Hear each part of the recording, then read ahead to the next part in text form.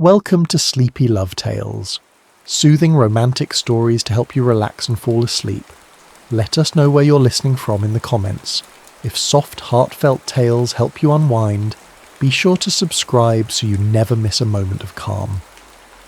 Now, let's begin tonight's story. The Unbroken Chord. The air in the gaslight cafe was a thick, smoky soup, a concoction of stale cigarette ghosts, spilled beer, and the feverish, almost holy energy of youth on the brink of changing the world. It was late 1964, and Greenwich Village was the beating heart of that change. Ellie Vance, however, felt like a ghost herself. She finished her final song, a crystalline ballad about a weeping willow she'd known in the gardens of her Connecticut home, and the applause that followed was polite, appreciative, but thin. It was the kind of applause you give a pretty porcelain doll on a shelf. You admire its craftsmanship, but you don't expect it to speak to your soul. Her voice, a thing of trained, bell-like purity, felt like a lie in her throat. She sang of pastoral beauty, while the newspapers screamed of fire hoses in Alabama and boys her age being shipped to a place called Vietnam. A chasm had opened between her art and her reality, and she was standing on the wrong side singing melodies that felt as hollow as a drum. She retreated from the small, scarred wooden stage, her guitar case feeling heavier than it ever had before. Then he stepped into the light. He didn't so much walk to the stage as he claimed it, his presence a low hum of electricity in the crowded room. His name was Sam Jones, and everything about him was the antithesis of her. Where she was polished, he was raw. Where her guitar was pristine, his was a battered veteran, its body covered in the scuffs and scars of a life lived hard. He didn't speak a word, just settled onto the stool, his shoulders slumped, not in defeat, but with the weight of stories that needed telling. And then he played. It wasn't folk music, it was something older, deeper. It was the blues, dragged up from the Mississippi mud and steeped in the pain of generations. His voice, when it came, was the sound of gravel and whiskey, of smoke-filled juke joints and lonely roads. He sang of injustice, not in allegories or metaphors, but in stark, brutal poetry. He sang of a boy named Jimmy, a friend who wouldn't be coming home. The room, which had been a low babble of conversation, fell into a profound, reverent silence. Each note was a testament, each chord a piece of his soul laid bare. Ellie stood near the bar, frozen. He sings like he's lived 1,000 lives, she thought, a knot tightening in her chest, and every single one of them was harder than mine. What can I possibly offer a voice like that? His music wasn't just heard, it was felt. It was a physical force that rearranged the air, that made the comfortable uncomfortable and the complacent stir. When he finished, the silence held for a beat, a collective breath, before the room erupted in a roar of applause that was visceral, earned. Later, Sal, the club's owner, a shrewd man with a cigar permanently attached to his hand and an ear for what sold, cornered them both by the bar. "You," he said, jabbing the cigar toward Ellie. "You've got the voice of an angel, pure, clean, commercial." He then turned to Sam. "And you've got the fire, the grit. People are scared and they're angry. They want to hear that." He looked between them, a glint in his eye. "I want you to write together. Her polish, your guts, it's lightning in a bottle." Sam snorted, looking Ellie up and down. He saw the pressed collar of her blouse, the carefully coiffed blonde hair, the untouched innocence in her wide blue eyes. "I don't think she and I are singing the same language, Sal." "Then learn," Sal grunted before walking away. The air between them crackled. Ellie, stung by his dismissal but also drawn by the undeniable power of his performance, found her voice. "I thought your use of the dominant seventh was interesting. A little unrefined, but effective." Sam gave a humorless laugh, shaking his head as he leaned against the bar. He smelled of the road, of cigarettes and something else. something like wood smoke and earth. Unrefined? Honey, where I come from, we don't have time to refine things. We're too busy trying to survive them. He looked at her, his dark eyes holding a challenge. A pretty song about a willow tree won't stop a billy club, sweetheart. You have to be willing to get your hands dirty, to bleed on the page. His words were a punch, knocking the wind out of her carefully constructed world.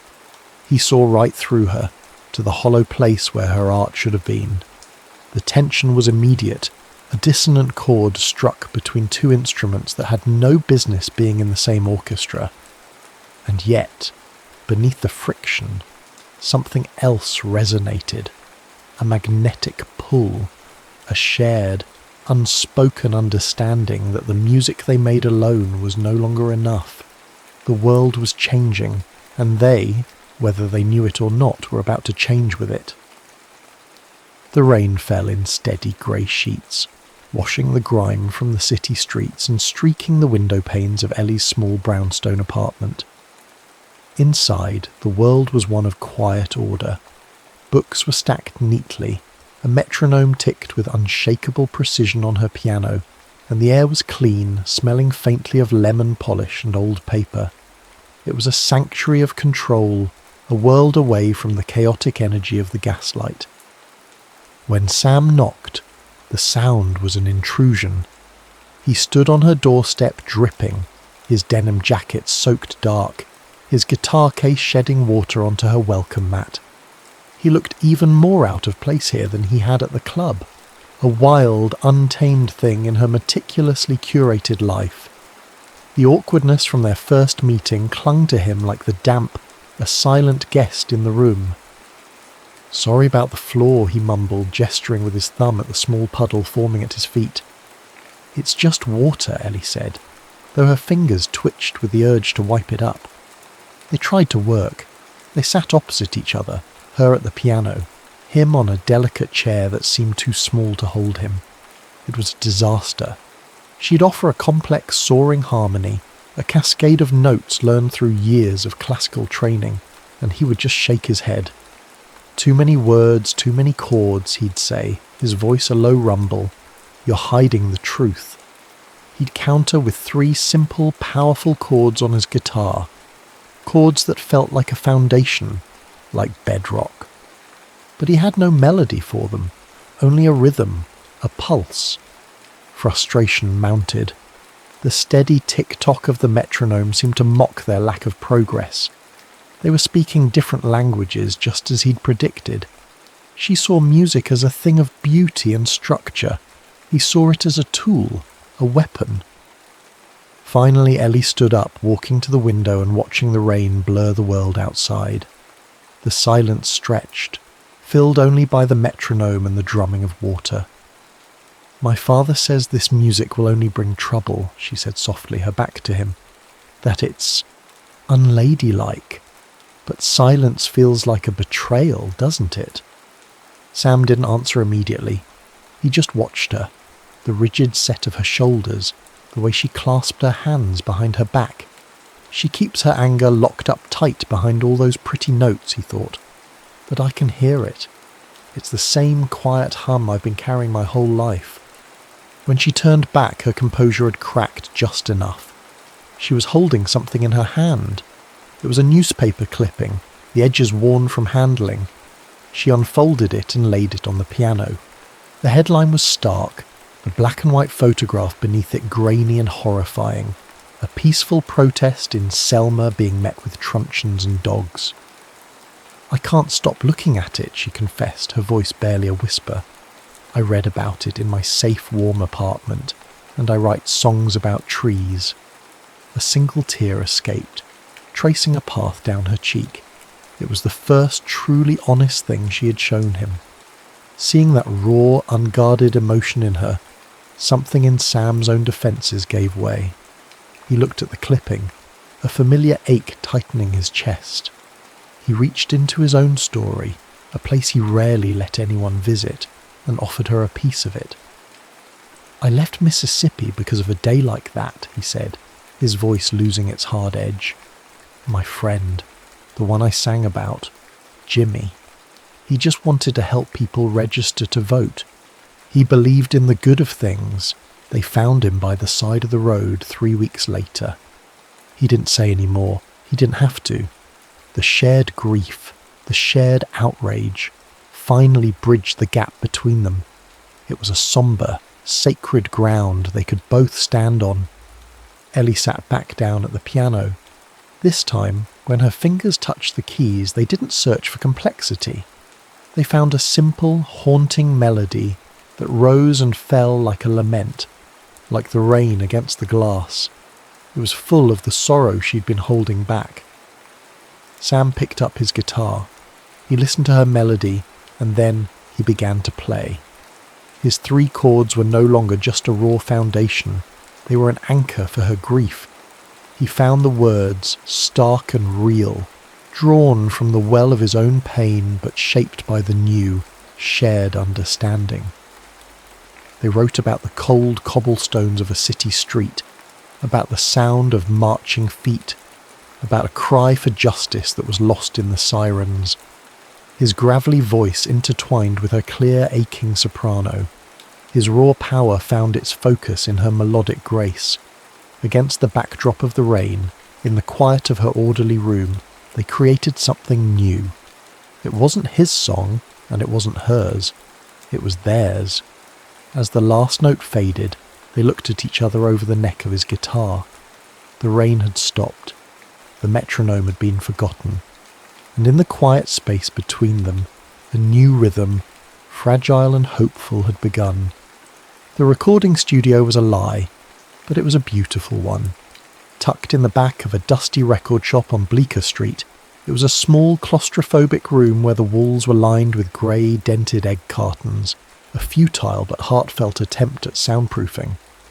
Wires snaked across the floor like electric vines, and the air, thick with the smell of hot vacuum tubes and old dust, was electric with possibility.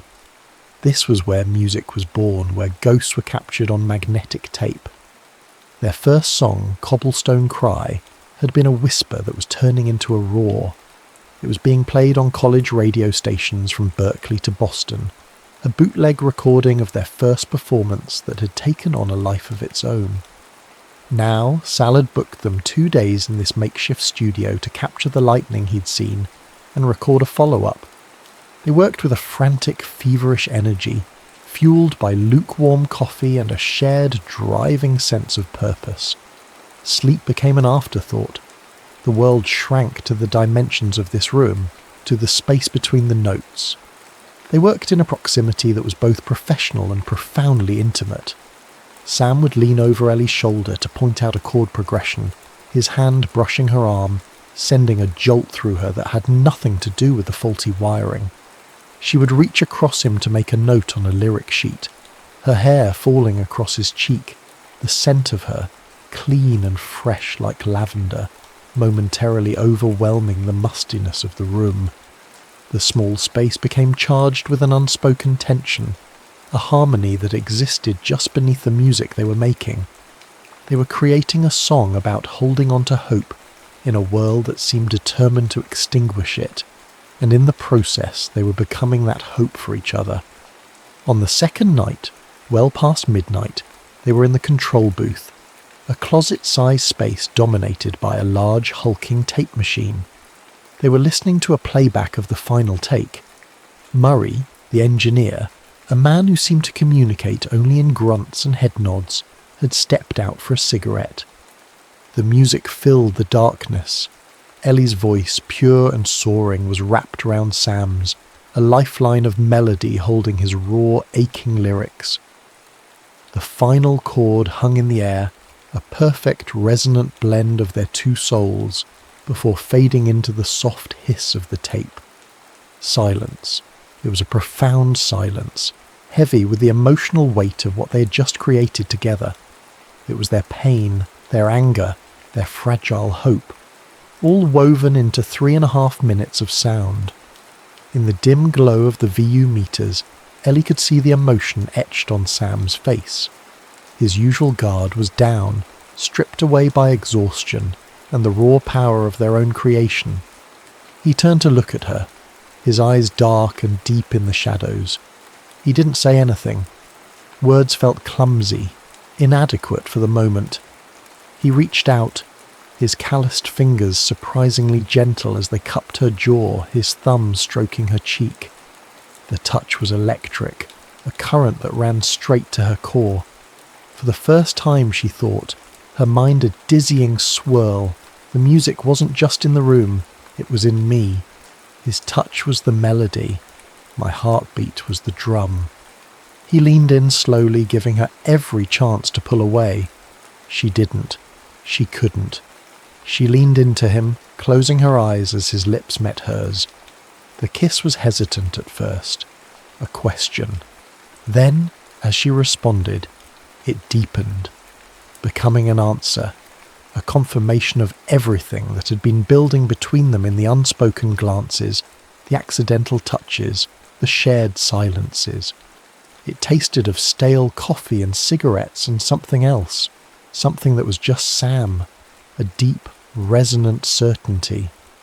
It was a kiss that was both a release and a vow. It sealed the partnership they had forged in music and transformed it into something more. It was a promise made in the heart of their shared creation, a quiet chord struck in the darkness. When they finally broke apart, breathless, the hiss of the tape was the only sound.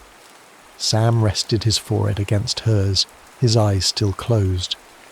"That," he whispered, his voice raspy with emotion, "that's the one note we've been missing."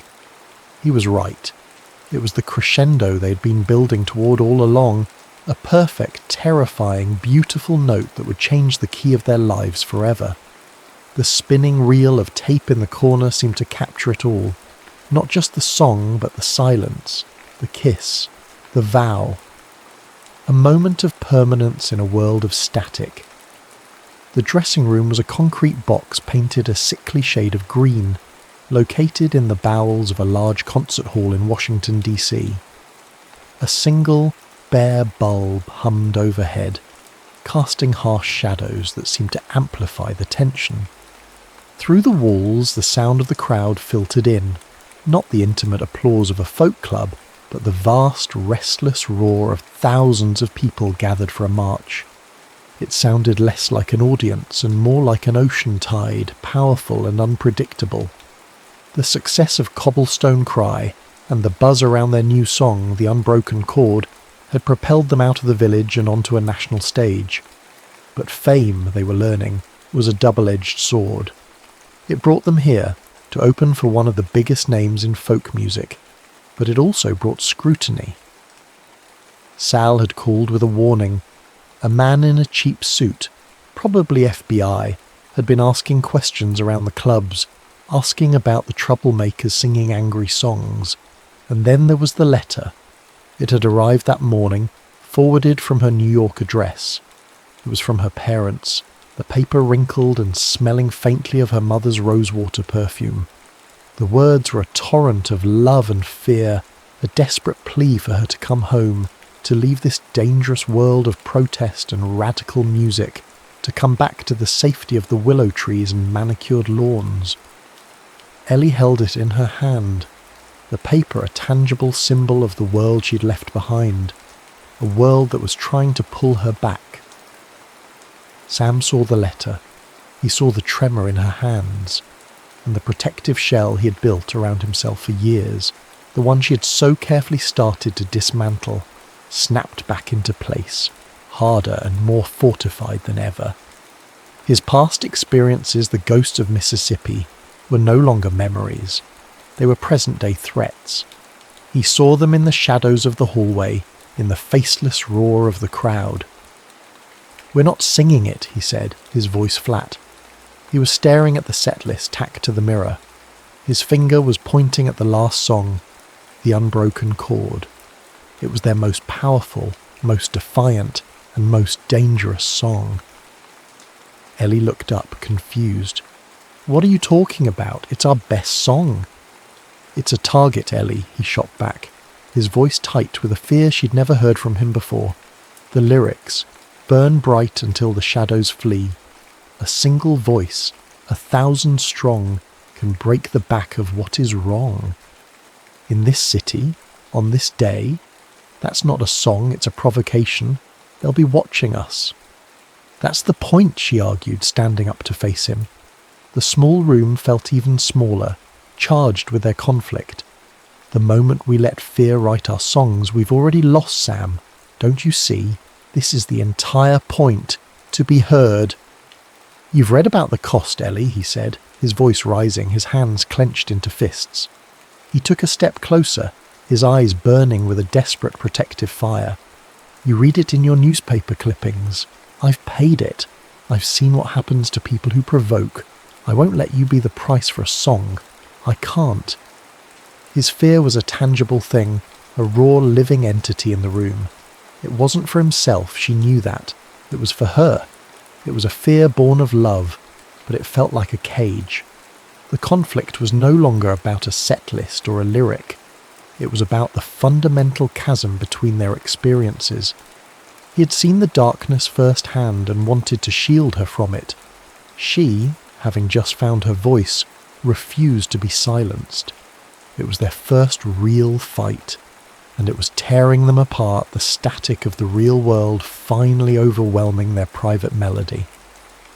"So what do we do, Sam?" she asked, her voice trembling with a mixture of anger and hurt. "We go out there and sing about willow trees." The barb hit its mark. He recoiled as if struck. The love that had bloomed in the quiet intimacy of her apartment and the dark of the recording studio was now being tested under the harsh glare of reality. He loved her enough to want to silence her, and she loved him enough to refuse. The roar of the crowd outside swelled, a countdown to a choice that felt impossible. The glare of the spotlights was blinding, a wall of pure white heat that erased the thousands of faces in the crowd, turning them into a single breathing entity of shadow and sound. The tension from the dressing room followed them onto the stage, a third unwelcome presence. It was in the rigid set of Sam's shoulders, in the way Ellie's fingers felt slick on the neck of her guitar. They played their first two songs, their voices and instruments in perfect practiced harmony, but their eyes carefully avoided each other. The performance was flawless, professional, and completely hollow. The connection that had made their music transcendent was gone, replaced by a painful, echoing silence. Then came the final slot in their set, the moment of truth. Sam looked at Ellie, his expression a storm of conflict. He wanted to protect her. He wanted to honour their truth. The two desires were at war within him. He gave a small, almost imperceptible shake of his head, a final, silent plea. Then he turned to the microphone and started the simple, unassuming intro to Cobblestone Cry. It was the safe choice, the song that had made them, but the one that wouldn't break them. Ellie watched him, her heart aching. She could follow his lead, sing the familiar words, and let their defiance die here, on this stage, a casualty of fear. She could choose safety, or she could choose the woman Sam had helped her become. She met his gaze across the stage, pouring every ounce of trust, of love, of conviction she possessed into that single look. Then she took a breath.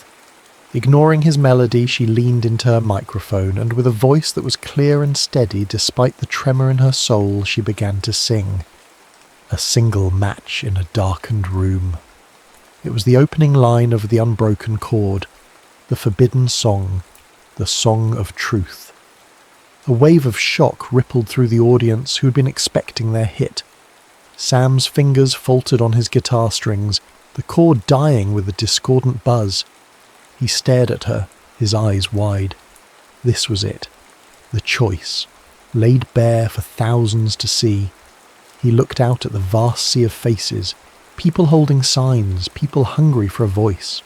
He saw their hope, their anger, their fear. It was the same hope and fear that lived inside him. He looked back at Ellie. She was still singing, her eyes locked on his, trusting him to catch her. She was not the porcelain doll he had met months ago. She was fire and steel. She was brave. A slow smile touched the corner of his lips, a look of pure, unadulterated pride. He closed his eyes for a single beat, and then he changed chords. His fingers found the powerful driving progression of their anthem. He joined her, his voice meshing with hers, not in defeat, but in triumphant surrender. Their harmony, reborn in this act of mutual defiance, was more powerful than it had ever been. It soared over the crowd, a declaration not just of political conviction, but of their faith in each other. It was a musical vow renewed under the glare of the spotlights. The performance was transcendent, a moment where love and purpose became one and the same. The roar that followed was not just applause, it was a chorus of solidarity. Much later, as the first hint of dawn painted the Washington sky in shades of bruised purple and soft grey, they stood by the Lincoln Memorial reflecting pool. The city was quiet now. The energy of the march faded into an exhausted, hopeful peace. The water was a perfect still mirror, reflecting the monument and the vast, quiet sky. They were bone-weary, but the tension between them had dissolved, replaced by a profound, unshakable calm. Sam reached out and took her hand, his calloused fingers lacing through hers. "My whole life," he said, his voice soft in the pre-dawn stillness. "I've only ever sung about what was lost. With you, I'm finally singing about what's worth fighting for." Ellie leaned her head on his shoulder, the rough denim of his jacket a familiar comfort. We didn't know what tomorrow would bring, another hit song or a government file, but his hand was in mine, and for the first time the future felt less like a threat and more like a song we had yet to write. He didn't promise her it would be easy. He didn't promise her safety. He promised her something better. He promised they would face the static together, a two-part harmony against the noise. In an age of noise and fury, their love was not a quiet shelter from the storm, but the most defiant song of all.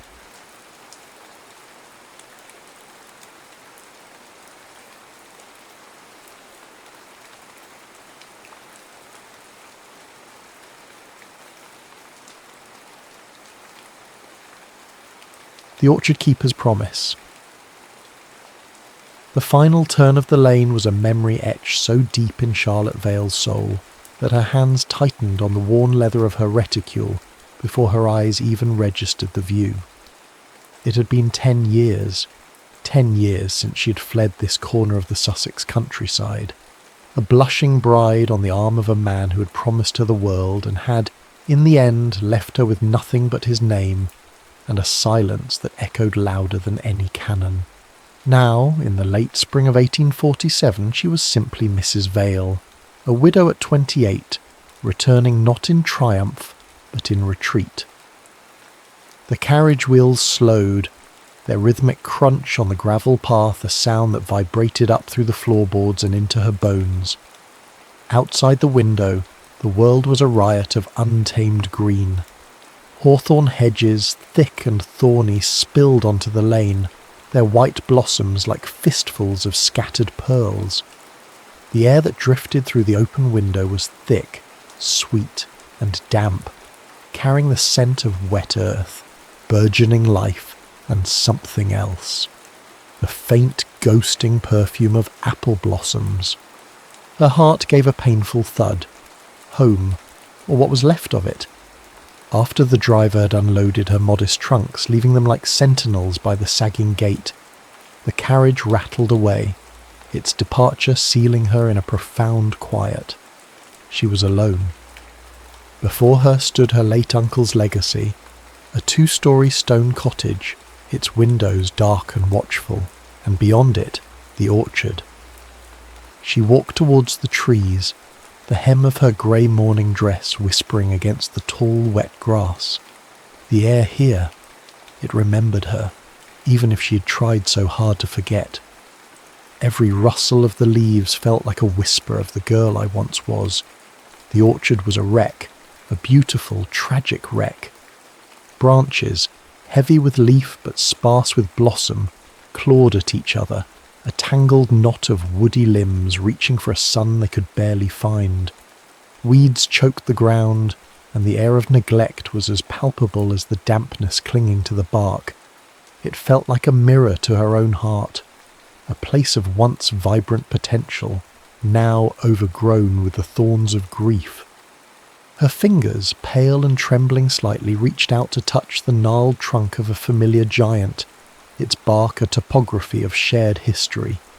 This was the one, the old sentinel at the edge of the grove. It was beneath this very tree that Gabriel Hughes had stolen her first kiss, a clumsy, breathless collision of lips that had tasted of sunshine and unripe apples. The memory was so vivid it made her ache, a phantom limb of a life she'd never lived. "It has missed a woman's touch." The voice came from behind her, deep and steady as the earth itself. It was a voice she hadn't heard in a decade, yet knew as well as her own name. She turned slowly, her heart a frantic bird in her ribs. It was him, Gabriel Hughes. The boy was gone, replaced by a man forged from labour and time. His shoulders were broader, his jaw stronger, set with a sternness she didn't recognise. His hair, the colour of dark honey, was ruffled by the breeze, and his eyes, those startlingly clear grey-blue eyes, held a reserved, unreadable expression. His hands, resting at his sides, were calloused and stained with soil, the hands of a man who spoke the language of the land. He held no hat, a sign of respect that felt both practised and strangely intimate. "Gabriel," she breathed, the name a soft puff of air. "Mrs. Vale," he corrected gently, his gaze unwavering. The formality was a chasm between them, wider and deeper than the 10 years that had passed. The air crackled, thick with unspoken questions and the ghosts of 2 teenagers who had once carved their initials into a tree not 20 feet from where they now stood. I've come to see to my uncle's affairs," she said, her voice sounding thin and reedy to her own ears. He nodded, a short, sharp dip of his chin. "I heard. A good man, your uncle. He loved this place." His eyes swept over the tangled branches, a flicker of something, sadness perhaps, or frustration, crossing his features. "The old place needs a firm hand, Miss Vale." He caught himself, a faint flush creeping up his neck. "Charlotte, the trees have been waiting." The use of her given name, even as a correction, was a spark in the heavy air. It was a slip, a glimpse of the boy beneath the stoic farmer. He offered no apology, simply stood there, a solid presence against the backdrop of decay. "I wouldn't know where to begin," she confessed, a wave of despair washing over her. The task felt monumental, impossible. He considered her for a long moment, his gaze taking in her sensible but impractical dress, her pale city hands, the weary slump of her shoulders. He seemed to see not just the woman she was, but the girl she had been, and the gulf that lay between the two. "I can help," he said. It wasn't a question. It was a statement of fact, a gesture that felt less like a neighbourly kindness, and more like a duty he was compelled to fulfil. "If you'll have me, for your uncle's sake, for your uncle's sake." The words were a careful boundary, a line drawn in the dirt between them. She knew she should refuse, that his presence here would only stir memories best left buried, but looking at the wild, broken orchard, feeling the profound weight of her own solitude, she knew she couldn't. She needed help.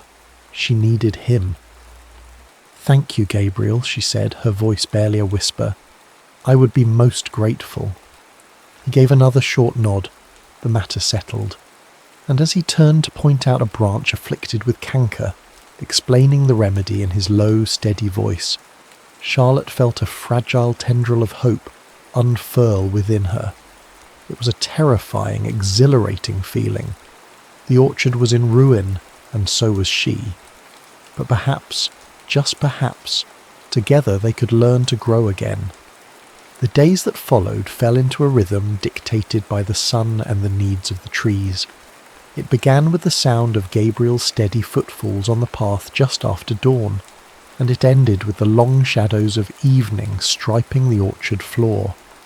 Their silence at first was as thick as the overgrown underbrush they cleared. It was a silence of history, of things left unsaid, of a path cruelly diverged. But the work became their bridge. They didn't speak of London or her late husband, or the years he'd spent toiling on his family's neighbouring farm.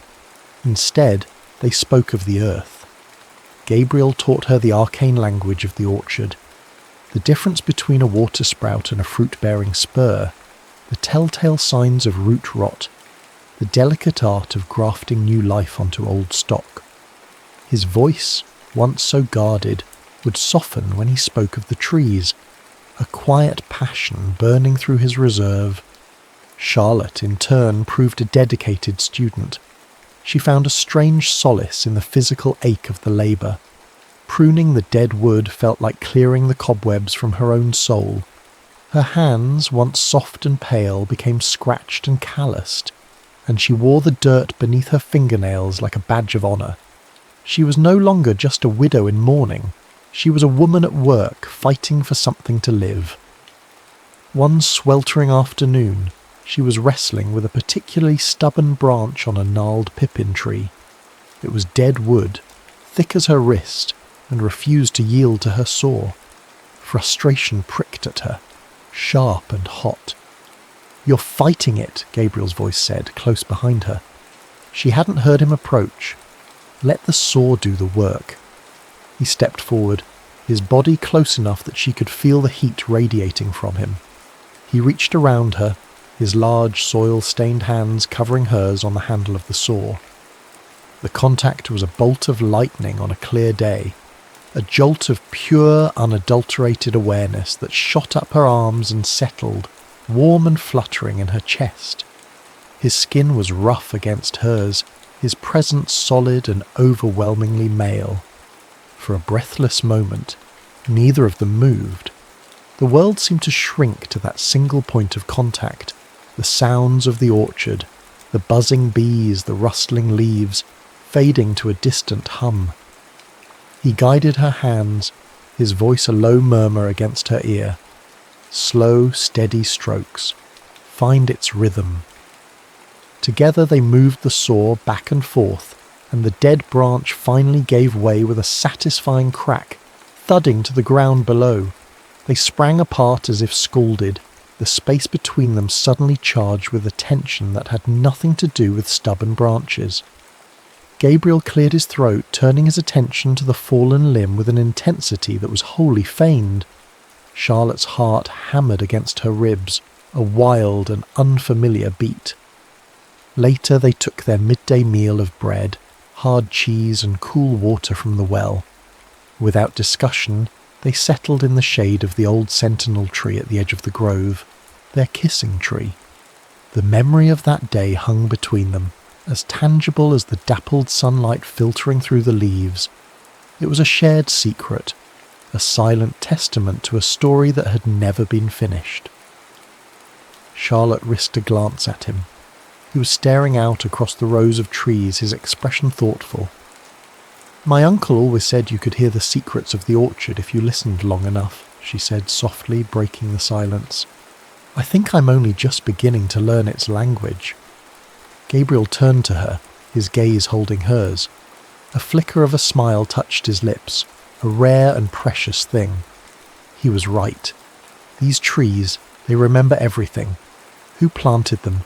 Who cared for them? Who neglected them? He picked up a fallen apple blossom, its petals already browning at the edges, and rolled it between his thumb and forefinger. They remember the girl who used to climb their branches without a care in the world. He looked at her then, and for a moment the stoic farmer vanished, and she saw the boy he'd been, the boy who had looked at her with such open, unguarded adoration. He saw it too, the reflection of his own memory in her eyes. He looked away quickly, his jaw tightening as the mask of impassivity slid back into place.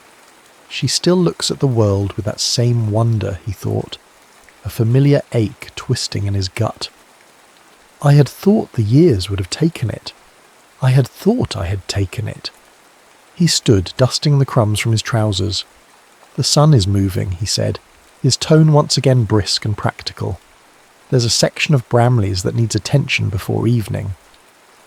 As he walked away, Charlotte remained seated, her fingers tracing the rough bark of the tree.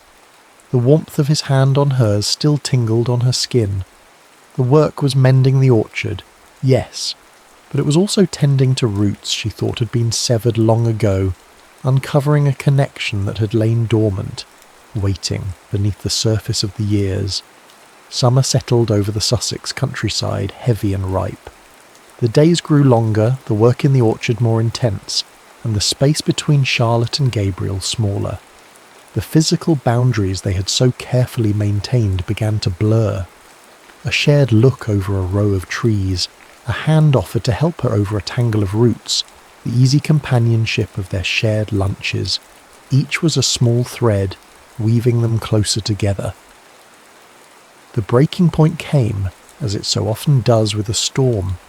It rolled in from the west one afternoon, a bruised purple mass of clouds that swallowed the sun and turned the vibrant greens of the orchard to a sombre, brooding grey. The first drops of rain were fat and lazy, splattering against the dusty leaves. Then the heavens opened. A torrential downpour descended, turning the orchard paths to rivulets of mud and plastering their clothes to their skin in seconds. "The cottage!" Gabriel yelled over the roar of the rain, grabbing her hand. His grip was firm, urgent, and she didn't hesitate. They ran, laughing breathlessly like children, splashing through puddles until they tumbled onto the stone porch of the keeper's cottage, dripping and gasping for air. Inside, the small space was dim and smelled of old paper, wood smoke, and damp stone. The rhythmic drumming of rain on the slate roof was a constant hypnotic beat, enclosing them in a world of their own. The storm showed no signs of abating. They were trapped. To combat the chill, Gabriel built a fire in the hearth, his movements efficient and sure. The flames caught, casting a warm, flickering glow across the room, painting his strong features in shades of orange and gold. While he worked, Charlotte, seeking to busy her hands, turned to a dusty wooden chest in the corner, her uncle's old records. She sat on the floor by the fire, the chest open before her, and began sorting through the contents. Ledgers filled with her uncle's spidery script, receipts for feed and tools, and a bundle of letters tied with a faded ribbon. Curiosity piqued, she untied them. They were drafts of letters from her uncle to her father, written nearly 9 years ago. Her brow furrowed as she read the worried, pleading words. "I must implore you to reconsider," her uncle had written. "The Hughes family are good people, honest farmers. To call in this debt now, after such a poor harvest, would be their ruin. It is a debt of honour, I understand, but surely compassion must temper justice." A cold dread trickled down Charlotte's spine. She read on, her uncle's words painting a picture of desperation. He wrote of Gabriel's father, a proud man forced into a terrible position. He wrote of Gabriel himself, a young man of 18 with a bright future, forced to abandon any plans for his own farm to work his family's land to the bone, just to keep their heads above water. She looked up, the letters trembling in her hand. Gabriel was watching her, his face a stony mask, but his eyes were dark with a storm of their own. He had seen the letters. He knew what she was reading. "The summer before I left," she whispered, the pieces clicking into place with sickening clarity. "You stopped coming to the fence. You stopped looking at me." Gabriel's jaw worked, the muscle clenching and unclenching. He stared into the fire, his voice low and rough when he finally spoke. "Your father came to see mine. He was polite, a gentleman. He simply stated that the loan, made in good faith years before, was now due. In full. We had nothing. The blight had taken nearly half the crop." The air in the small cottage grew thick, heavy with the weight of this long-buried secret. This was the ghost that had haunted them, the true reason for the silence, the distance. It wasn't just that she had left, it was that he had been forced to let her go. He said, Gabriel continued, his voice raw, that it would be unwise for the son of a debtor to be seen courting the daughter of a man of property. He made it clear my place was here, far below yours. Tears pricked Charlotte's eyes, hot and shameful. Oh, Gabriel, I never knew. All these years she had carried her own narrative of their ending, a story of youthful fancy and circumstance.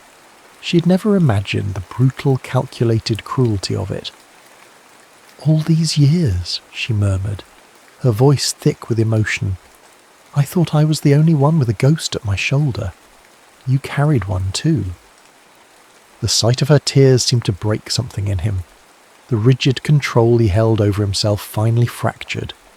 He turned from the fire, his eyes shining with an agony he had suppressed for a decade. Some debts aren't settled with coin, he said, his voice cracking. They're paid in silence. In distance, he took a ragged breath. Do you think I wanted to let you go? I saw you in that carriage, Charlotte, riding away to a new life, and I stood here, tethered to this land by your father's chains, and I swore I would never let myself feel that way again. I would never hope for something so far out of my reach.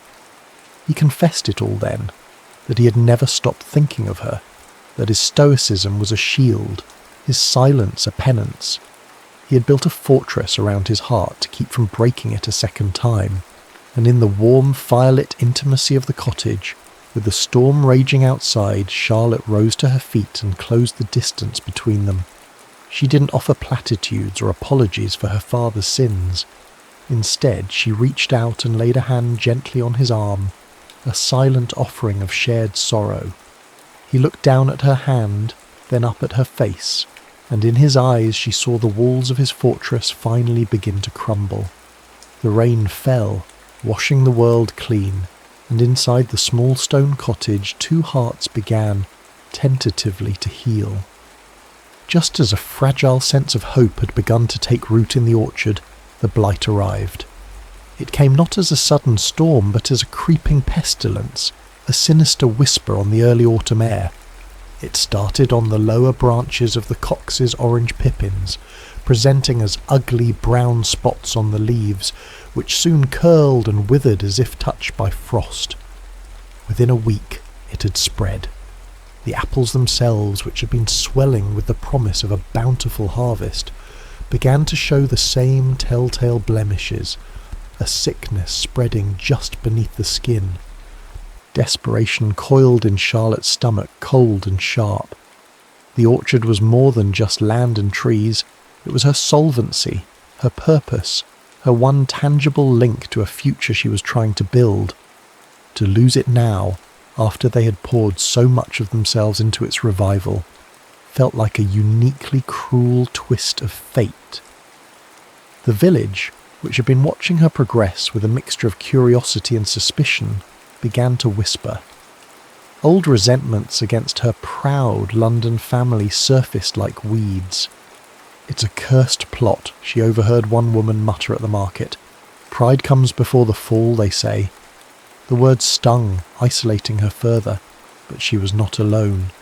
The crisis which could have driven them apart instead forged Gabriel and Charlotte into a singular, determined force. The blight was not a ghost of the past they had to navigate. It was a physical enemy, a tangible threat they could fight together. All his reserve vanished, replaced by a fierce, protective energy. We won't lose it, he stated, his jaw set, his eyes blazing with a fire she'd never seen.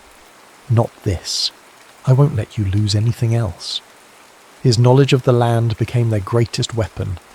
He showed her old remedies passed down through his family, a pungent spray made from copper and lime, the importance of burning the afflicted leaves to halt the spread.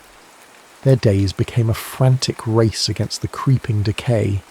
They worked from sunrise until the last light failed, their hands and clothes perpetually stained, their bodies aching with a weariness that went bone deep. The true test came during a week of damp, chilling weather that the blight seemed to thrive on. Gabriel announced they would have to light smudge pots, small, smoky fires, throughout the night to raise the temperature around the trees and ward off the damp. That night was a descent into a smoky, surreal hell. The air grew thick and acrid, burning their throats and making their eyes water. The orchard, which had been a place of burgeoning life, was transformed into a hazy, fire-lit battlefield. They moved like wraiths through the smoke, their faces smudged with soot, their movements economical and synchronized, born of shared purpose. They didn't need to speak. A look, a nod, a shared glance was enough. In the deepest hour of the night, with the moon a hazy smudge behind the smoke, they paused for a moment near the centre of the grove, leaning against each other in their shared exhaustion. The world was silent save for the crackle of the small fires and their own ragged breathing. In the flickering, uncertain light, Charlotte looked at Gabriel. The soot on his face couldn't hide the deep lines of fatigue around his eyes, or the fierce determination in his gaze.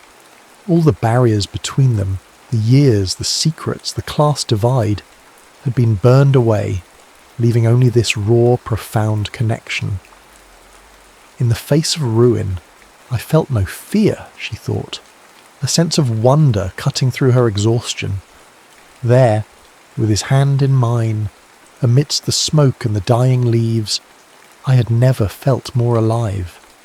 Almost unconsciously she reached out, her fingers gently brushing a smudge of soot from his cheek. It was an act of simple, unguarded tenderness. He stilled, his breath catching. Then he captured her hand, not pulling away, but pressing her palm flat against his cheek, holding it there. He closed his eyes, leaning into her touch like a man starved for comfort. The gesture was his surrender. It was his choice. In that smoky, desperate night, he was no longer the boy forced to stand aside, but the man choosing to stand with her, to fight for her. He opened his eyes, and the look he gave her held all the words he'd never been able to say. He would not let her fall. They would face this, and whatever came next, together. The air was thick with smoke, but for the first time they could both see their future clearly. The battle against the blight was not a decisive victory, but a hard-won truce. They lost a portion of the crop, but they saved more than they lost. The apples they harvested were smaller, some slightly blemished, but they were theirs, wrested from the brink by sheer will and shared labour. Charlotte, with Gabriel's help, spent weeks pressing cider and baking pies, her small cottage kitchen filled with the warm, spicy scent of cinnamon and cooking apples. When the night of the annual village harvest festival arrived, the air was crisp and clear, smelling of wood smoke and frost. The village green was a galaxy of bobbing lanterns, casting a warm, celebratory glow on the faces of the community.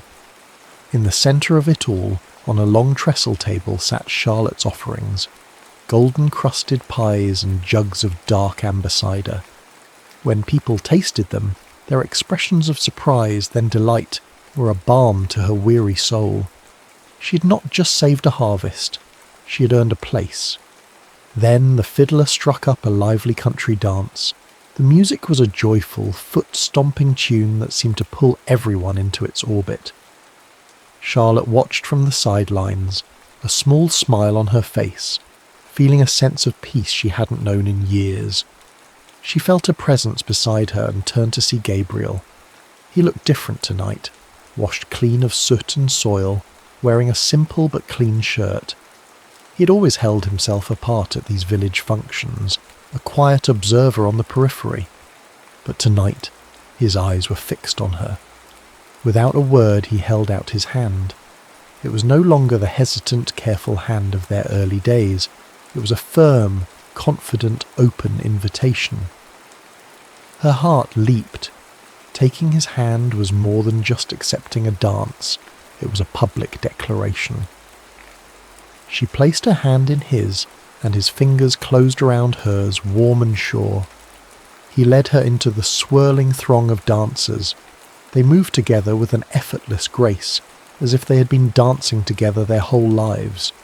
He swung her out, and she laughed. A genuine, full-throated laugh that felt like a release. As he drew her back in, his arms securely around her waist, their eyes met over the heads of the other dancers. In the warm lantern light, they were the only two people in the world. The whispers of the village gossips faded away, replaced by the triumphant music of the fiddle. Later, when the dancing had slowed and the moon was high in the sky, he took her hand again.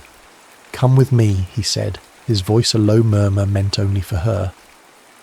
He led her away from the fading lights of the festival, down the familiar lane and back through the gate of the orchard. Their orchard. The trees stood as dark, sleeping silhouettes against the star-dusted sky, their branches bare, resting after their long fight. The air was still and cold, but full of the quiet promise of spring. He led her to the heart of the grove, stopping beneath the ancient gnarled branches of the kissing tree. It stood as a silent witness to their entire story, to the boy and girl who had been, and the man and woman they had become. He turned to face her, his hands finding hers in the darkness. He didn't have a grand, poetic speech. His words were as simple and true as the earth beneath their feet. "Charlotte," he began, his voice thick with emotion. "When I was a boy, I dreamed of a life I thought I could never have. A life with you. Then I spent 10 years trying to forget that dream." He squeezed her hands gently. "Working here, with you, it brought that dream back to life. I don't have much to offer, just calloused hands and a heart that's been yours since the first blossom. Let's build a life here. Let's plant new roots, see new seasons, together." Tears streamed freely down her face, tears of joy, of relief, of a happiness so profound it ached. "Yes," she whispered, her voice choked with emotion. "Yes, Gabriel. Yes." He released one of her hands to gently cup her face, his thumb stroking away a tear, and then he kissed her. It was not the clumsy, breathless kiss of their youth, nor the desperate, smoke-filled moment of their crisis. This kiss was deep and sure, a kiss that held the memory of the first and the promise of 1,000 more. It was a kiss that tasted of autumn air and sweet cider and finally of home. And in the quiet heart of the orchard, under a blanket of stars, she realized a promise made by a boy had finally been kept by a man. A promise not of a life without winter, but of a love strong enough to tend the roots and wait, always, for the spring.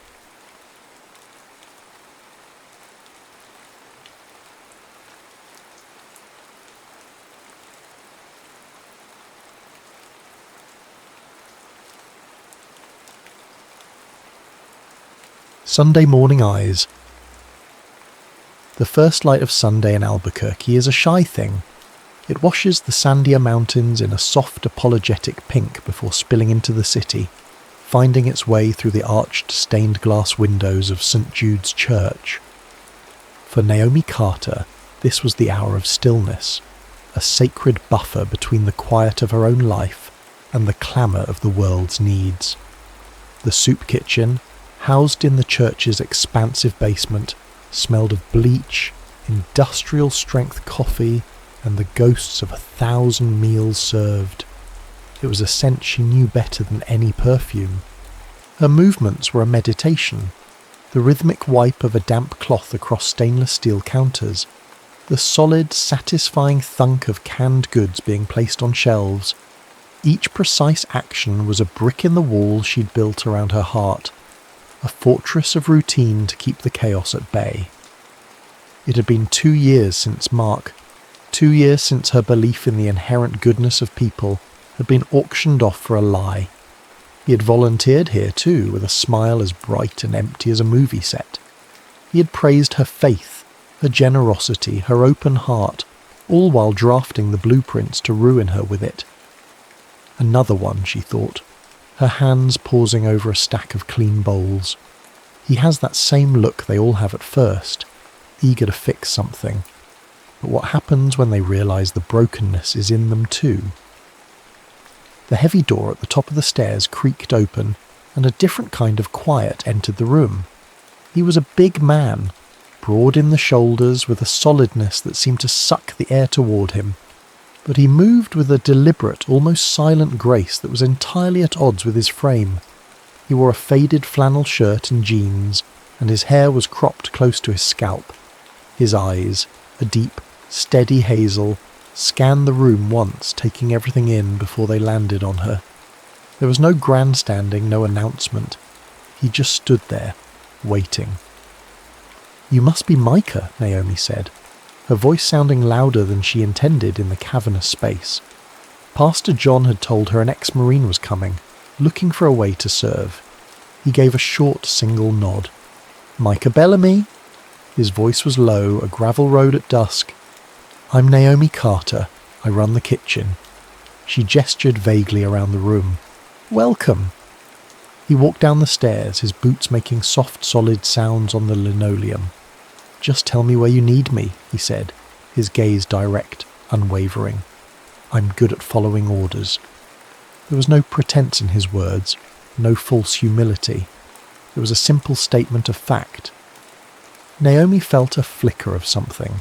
Not suspicion, exactly, but a deep-seated weariness. She'd heard it all before. She led him to a long prep table where 3 industrial-sized bags of sliced bread sat waiting. "We can start you on the toast," she said, pointing to a tub of softened butter and a small spatula. "We go through hundreds of slices, just a thin layer on each one. They'll go on the griddle in an hour." She expected him to balk, or at least show a flash of disappointment at the menial task. Mark would have charmed his way into a more important job within minutes. But Micah simply nodded again, pulled up a stool and began to work. Naomi moved to the other side of the kitchen to start dicing onions, the sting in her eyes a familiar companion. From her station she could watch him. His hands, which looked like they could tear a phone book in half, were surprisingly gentle. There was no wasted motion. He'd pick up a slice, swipe the butter on with a clean, efficient stroke, and lay it on a baking sheet, creating neat, overlapping rows. Thump, scrape, thump, scrape. The rhythm was steady, meditative. It was the sound of work without ego. An hour later, the other volunteers began to trickle in, filling the space with chatter and the clatter of pans. Maria, a woman whose heart was as big as her capacity for gossip, bustled over to Naomi. "Did you see the new one?" she whispered, nodding toward Micah, who was still at his post. The mountain of bread, now a neatly buttered field. "He's so quiet. Not like that last one you had in here. What was his name?" Mark Maria clicked her tongue. "All flash, that one. I heard he's heading up that big new downtown development, the one right by the river." Naomi's hands tightened around the knife. She could feel Micah's rhythm falter for a single beat before resuming. Thump, scrape. He had heard. Of course, he had. She felt a hot flush of shame creep up her neck. Her failure, her naivety, served up as idle Sunday morning gossip. She forced a tight smile for Maria. "Yes, I heard that," she said, her voice clipped. She didn't look at Micah, but she could feel his presence across the room. It wasn't a stare of pity or judgment. It was just a presence, a quiet, solid weight in the room. When she finally risked a glance, he wasn't looking at her. His focus was entirely on the task in front of him, his expression unreadable.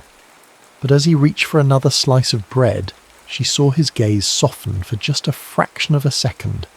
A flicker of understanding that asked for nothing in return. It was a look that didn't try to fix anything. It simply acknowledged the break. And in the noisy, bustling sanctuary of the soup kitchen, that small, silent gesture was the most profound thing she'd felt in years. The weeks that followed settled into a new kind of rhythm. Micah Bellamy became as much a fixture of Sunday mornings as the smell of coffee and the low murmur of prayer from the chapel upstairs. He never spoke of what he'd overheard, and Naomi never offered an explanation. Their relationship was built in the silent spaces, in the language of small, consistent actions. He always arrived 15 minutes early. By the time Naomi came downstairs, the industrial coffee urns would be filled and gurgling, their rich, dark aroma a welcome she'd come to anticipate. He learned the routines without being told. He knew which shelves held the extra sugar, where the mops were kept, and how to organise the pantry with a Tetris-like precision that soothed a part of Naomi's soul she didn't know was frayed. He never pushed for conversation, but he was a powerful listener. When Maria fretted about her husband's health, or when a young man named Carlos spoke of his struggle to find work, Micah would pause his task, be it scrubbing pots or hauling trash, and give them his full, undivided attention. He didn't offer advice, he offered respect. Naomi watched it all from her carefully constructed distance, her curiosity warring with her caution. She had built her life on the principle of faith, but trust was a different currency, one she had spent down to nothing. Yet she found herself cataloguing the small proofs of his character. The way he'd discreetly slip an extra bread roll to an elderly man he knew had a long walk home. The way he addressed everyone, from the pastor to the most dishevelled guest, with the same quiet courtesy. These weren't grand gestures designed to impress. They were footnotes in the story of a man, visible only to those who were paying attention. And Naomi, despite herself, was paying attention. One Sunday, about a month after he'd started, a new mother came in, her face pale with exhaustion and streaked with tears. She was young, barely out of her teens, and clutched a baby wrapped in a thin, worn blanket. I don't have anything," she whispered to Naomi, her voice cracking. "I ran out of diapers last night." Naomi's heart clenched. She led the young woman to a chair and went to the supply closet. Her stomach dropped when she saw the empty shelf where the emergency diaper stash should have been. A shipment was late. A wave of helpless frustration washed over her. She turned back, ready to apologise, to offer what little she could, but the kitchen door was already swinging shut. Micah was gone. For a brief, ugly moment, Naomi's cynicism flared. Had the raw, unfiltered need in the room been too much for him? But 10 minutes later the door opened again. Micah walked in, his face impassive, and placed 2 large packs of diapers and 3 cans of formula on the counter beside the young mother. He didn't say a word to her or to Naomi. He simply met Naomi's wide, questioning eyes with a steady gaze, gave a nearly imperceptible nod, and walked back to the dishwashing station, the sound of him rinsing plates a steady rhythm against the mother's quiet, grateful sobs. Later that afternoon, as the last of the volunteers left, a sudden desert thunderstorm broke, the sky turning a bruised purple-grey. Rain lashed against the windows. Naomi was wiping down the final counter when she saw him through the glass, pulling a thick waterproof cover over his motorcycle. An image of him on the slick asphalt, exposed to the violent rain, flashed in her mind. It was an impulse, a feeling of debt she couldn't ignore. She grabbed her keys and pushed through the heavy door. "Micah!" she called out over the roar of the wind. He turned, rain plastering his short hair to his head. "Don't be ridiculous, you can't ride in this. Let me give you a ride." He seemed about to refuse, but she was already unlocking the doors to her small 10-year-old sedan. He hesitated for another moment before folding his large frame into the passenger seat. The car, which had always felt spacious enough, suddenly seemed tiny, charged with his presence. The windows fogged instantly. The world outside disappeared into a blur of wind and water, leaving them in an intimate, isolated world for 2. The only sounds were the frantic drumming of rain on the roof and the rhythmic slap of the windshield wipers. The silence wasn't awkward. It was full. "Thank you," she said finally, her voice soft. "For the diapers. You didn't have to do that." He was quiet for a long moment, his gaze fixed on the deluge outside. Some things. You just do, he said, his voice low and gravelly. It's not for thanks. It's for balance. He turned to look at her then, and in the dim, watery light of the car she saw the exhaustion etched around his eyes. Back there, he said, nodding toward the unseen world of sand and conflict he'd left behind. Everything is loud. The explosions, the orders, the quiet when it's over. It's a different kind of loud. It gets in your head, stays there. He paused, searching for the words. This, he said, gesturing back toward the church. The work. It quiets the noise. It was the most he had ever said to her about himself. It wasn't a story of combat or heroism. It was a confession of a wound, an explanation for his search for peace. And in the close, quiet space of her car, surrounded by the storm, Naomi felt the first tentative crack appear in the wall around her heart. She wasn't just looking at a volunteer anymore. She was seeing a man who was trying, in his own silent way, to find his way back home. A few weeks later, Pastor John, with a cheerful obliviousness to the delicate, unspoken thing growing between them, tasked Naomi and Micah with a new project, clearing out the old storage room at the back of the church hall. The space hadn't been touched in decades. It was a tomb of forgotten histories smelling of dust, decaying paper, and time itself. The air was thick and still, and the only light came from a single grime-covered window high on one wall, which cast a dramatic shaft of dusty gold across the room. The space was tight, forcing a new kind of proximity. They worked in a shared, careful silence, their shoulders brushing as they navigated around precarious stacks of hymnals and boxes of old holiday decorations. Naomi found herself acutely aware of him, the quiet sound of his breathing, the way his flannel shirt stretched across his back when he lifted a heavy box of old vestments. There was an intimacy to the shared task, a sense of unearthing more than just forgotten objects. It was Naomi who found the box of old vinyl records, tucked away beneath a pile of moth-eaten choir robes. "Oh, wow," she breathed, pulling it out into the light. The cardboard was soft with age. She sifted through the albums, the covers telling a story of the church's past, Handel's Messiah, gospel choirs, and then a surprise. A worn copy of Etta James's At Last. Micah, who had been wrestling with a tangled pile of microphone cables, paused. He came over and gently took the record from her. He ran a thumb over Etta's face, a ghost of a smile touching his lips. "My mother loved this one," he said, his voice softer than she'd ever heard it. She had a voice like honey and whiskey. Every Sunday morning before church she'd put this on while she made pancakes. She'd sing along, snapping her fingers. He looked up from the record, but his eyes were somewhere far away, lost in a sun-drenched memory. She'd say Etta didn't just sing a song. She told you the truth about your own heart, whether you were ready to hear it or not. For the first time, Naomi saw past the quiet ex-Marine and the diligent volunteer. She saw a son. She saw the deep, hidden well of gentleness in him, a tenderness he kept guarded behind his stoic silence. The sight of it, so unexpected and so profound, made her own carefully constructed walls feel brittle and thin. His vulnerability was an invitation.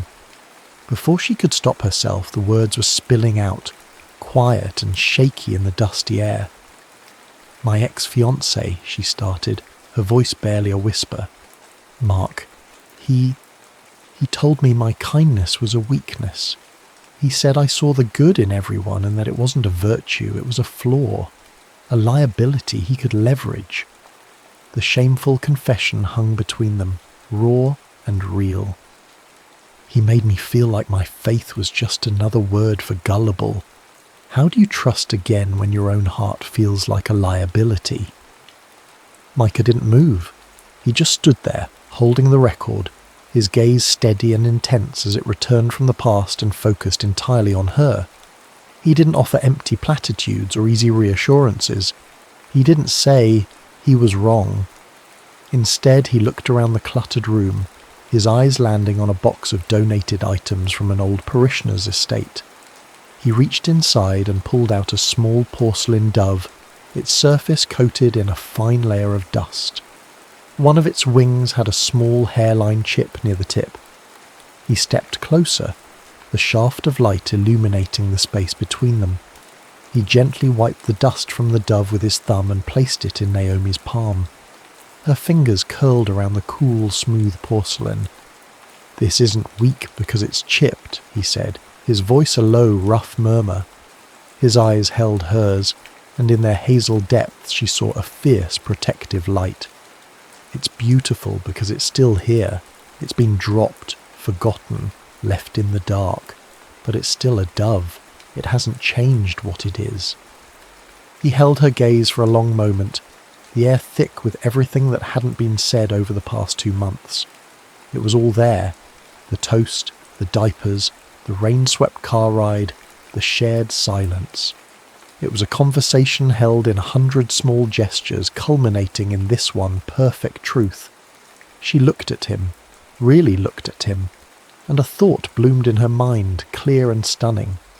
He looks at me like he's seeing a man, not a soldier, not a project, just me.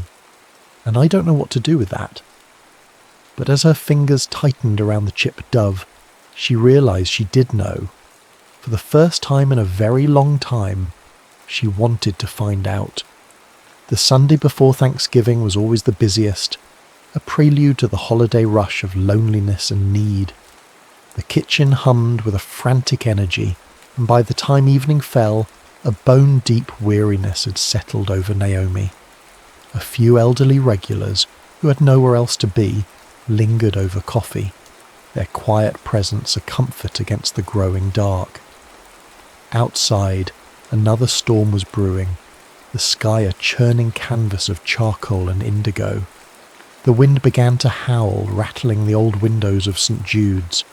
Then, with a collective groan, the lights flickered twice and died. The kitchen was plunged into an absolute disorienting darkness.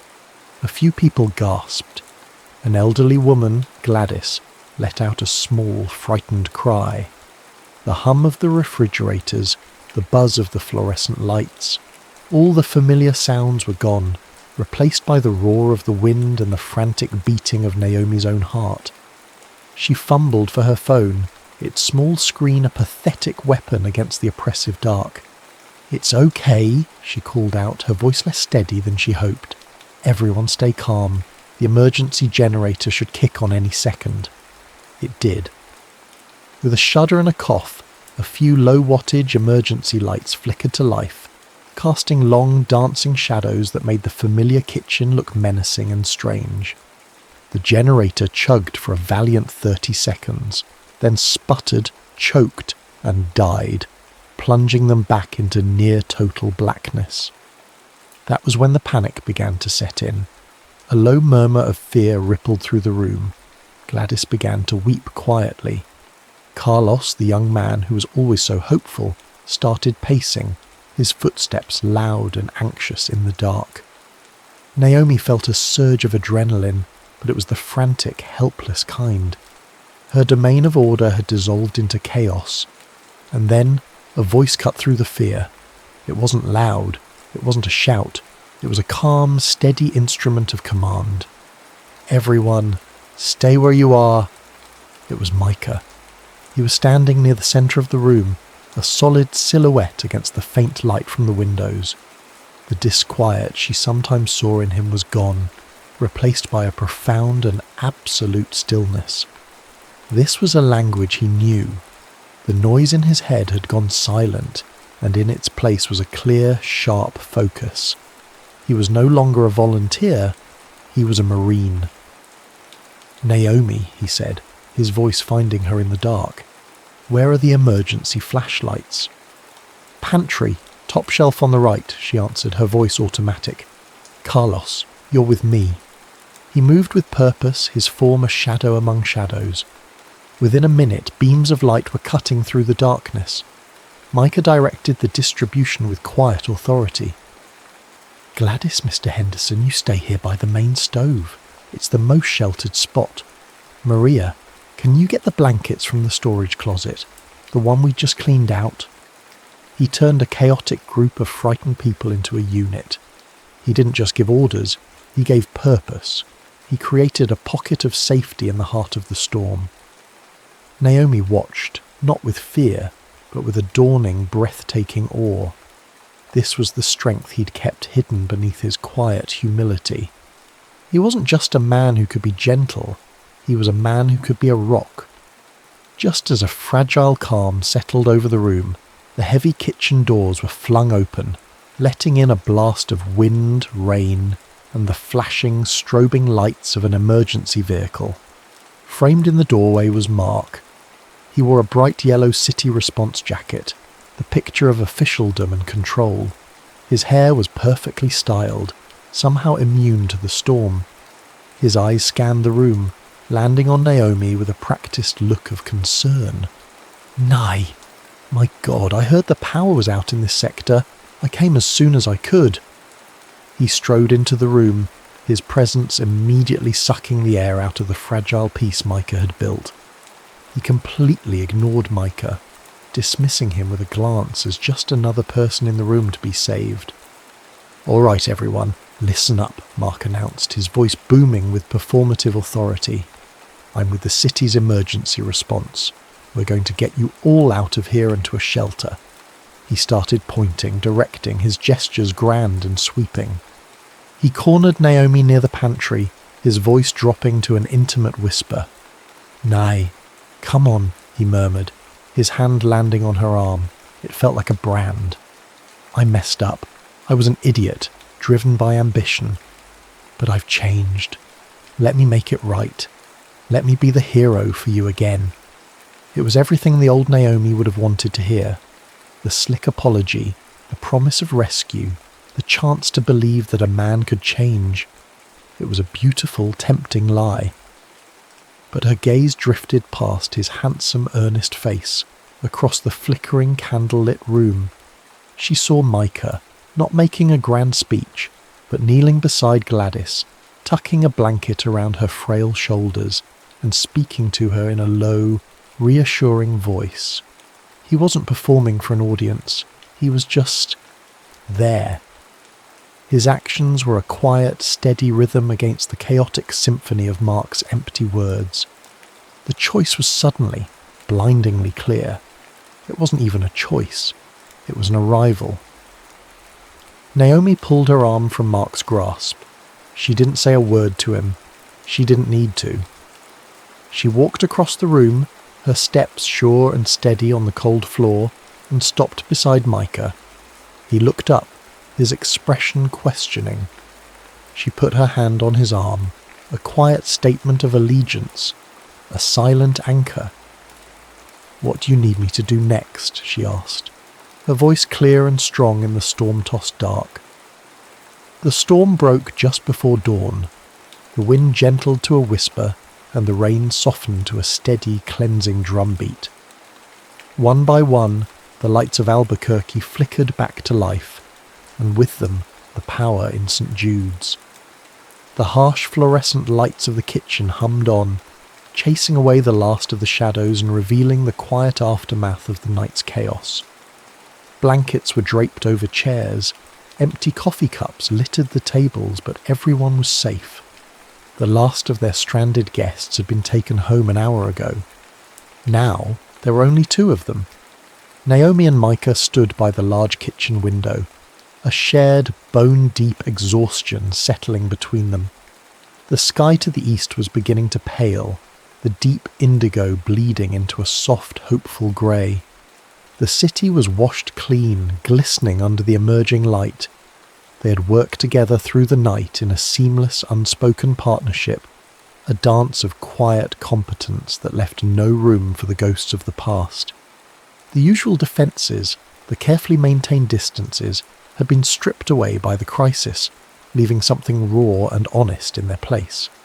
He turned to look at her, and in the clean new light of morning, she saw the same intensity she'd seen in the dusty storage room, but now it was unshielded, vulnerable, and directed entirely at her. The noise in his eyes was gone. In its place was a quiet, profound clarity. "I'm not a man of fancy words, Naomi," he began, his voice a low rumble that seemed to vibrate through the floor. "I don't know how to make big speeches or promises I can't keep. That's not how I'm built." He took a step closer, and she didn't move away. She felt as if she'd been waiting for this moment her entire life, without ever knowing it. "When I first came here," he continued, his gaze unwavering, "I was just looking for a place to be quiet, a place to do something that made sense, something that put more back into the world than it took out. I didn't expect to find this." He gestured vaguely between them, a small, helpless motion of his large hands. "I saw you, and you were like this place, strong, real. You built a sanctuary here, not just with walls and a roof, but with your heart." Her breath caught in her throat. "I know what he told you," Micah said, his voice dropping even lower, fiercely gentle. "That your faith, your kindness, that it was a weakness. He was wrong. It's the strongest damn thing I've ever seen. It's a force. It's what held this place together last night. It's what holds it together every day." He finally broke his gaze from hers, looking out at the sunrise, painting the mountains in strokes of rose and gold. "I can't promise you poetry, Naomi, or a life without storms, but I can promise to show up. I can promise to be the man who butters the toast and buys the diapers and sits with you in the dark. I can offer you my Sundays and my Mondays and every day after that, if you'll have them. That's the only love I know how to give. The quiet kind. The kind that stays." Tears welled in Naomi's eyes, but they weren't tears of sadness or fear. They were tears of recognition, of coming home. She didn't need a sweeping kiss or a dramatic, breathless confession. She didn't need a hero to rescue her. She just needed this, the steady, quiet truth of this man. She closed the small space between them and, with a sense of final, peaceful surrender, leaned her head against his shoulder. His arm came around her instantly, holding her close, and she felt the solid, steady rhythm of his breathing. His flannel shirt smelled of coffee and rain and a deep, comforting stillness. He wasn't a grand gesture. He was 100 small kindnesses. He wasn't a lightning strike. He was the sunrise. And for the first time in a very long time, Naomi wasn't afraid of the silence. She was home in it. Love, she learned, wasn't a sudden storm to be survived. It was the quiet light that returned, without fail, every morning after.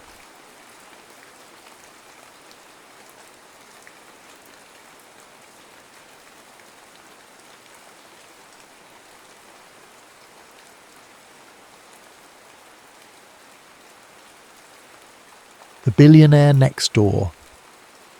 The rain had been a constant companion in Juniper Creek all day, a soft, insistent whisper against the windows of the Rusty Anchor, Tess's bar. It was the kind of rain that encouraged introspection, the kind that made the world outside a blurry watercolour and the world inside with its warm amber glow feel like a sanctuary. Tess, perched on a stool behind the gleaming mahogany bar, wiped down a newly polished glass with a practiced, almost meditative rhythm. She liked the quiet hum of these early evenings, the scent of aged wood and faint hops, the promise of stories yet to unfold. She was a cynic by nature, hardened by a string of unreliable men and the relentless grind of keeping a small business afloat in a town that sometimes felt as sleepy as its name suggested. Yet, a part of her, a deep, stubbornly hopeful part, always listened for the jingle of the bell above the door, waiting for something different. It was almost 7 p.m. when the bell chimed, and in walked Different. He wasn't the usual grizzled local or the weekend tourist looking for a novelty. He was tall, with a lean build that suggested more subtle strength than brute force, and his clothes, while casual, a dark, well-cut sweater, pristine jeans, had a quiet elegance that whispered of bespoke tailors, not department store racks. He looked a little lost, like a city slicker who'd taken a wrong turn into a fairy tale. His eyes, though, were what truly caught Tess's attention. A startlingly clear shade of blue, framed by long, dark lashes, and carrying a certain awkward shyness that was utterly disarming. He approached the bar, hesitating for a moment before settling onto a stool. "Evening," he said, his voice a low rumble, surprisingly gentle. "What do you recommend?" "Something local, I suppose." Tess couldn't help but crack a small smile. "Depends on what you're looking for, city boy," she teased, her voice a warm alto laced with just the right amount of sass. "We've got our own microbrew, juniper juice, or if you're feeling adventurous, something called Bear's Breath IPA. He chuckled, a soft, genuine sound. "Juniper juice sounds safer. I'm Alex, by the way. Just moved into that old place on Willow Lane." Tess's eyebrows arched. The house on Willow Lane was a rambling, beautiful Victorian that had sat empty for years, rumoured to be haunted by a benevolent ghost and in desperate need of a facelift. "Well, Alex, welcome to Juniper Creek. I'm Tess." She poured him a glass of the amber ale, the liquid catching the light. "So, what brings a city boy like you to our little slice of nowhere?" She watched him closely as she asked, a familiar spark of curiosity stirring beneath her guarded exterior. He took a slow sip of his beer, his gaze drifting to the rain-streaked window. "Just needed a change of pace," he finally said, his voice a little softer now, a faint tension tightening his jaw. "Get away from a lot of noise. The city can be overwhelming." There was a slight pause before he continued, almost as if he were carefully selecting his words. "Needed a quiet corner, a place where things move a bit slower." Tess's inner cynic, a well-honed instinct, pinged. He was vague, too vague. He spoke of noise and overwhelming like a man who'd seen too much of something, not just a bustling metropolis. There was a flicker of something unsettled in his clear blue eyes, a fleeting shadow that suggested depths he wasn't ready to reveal.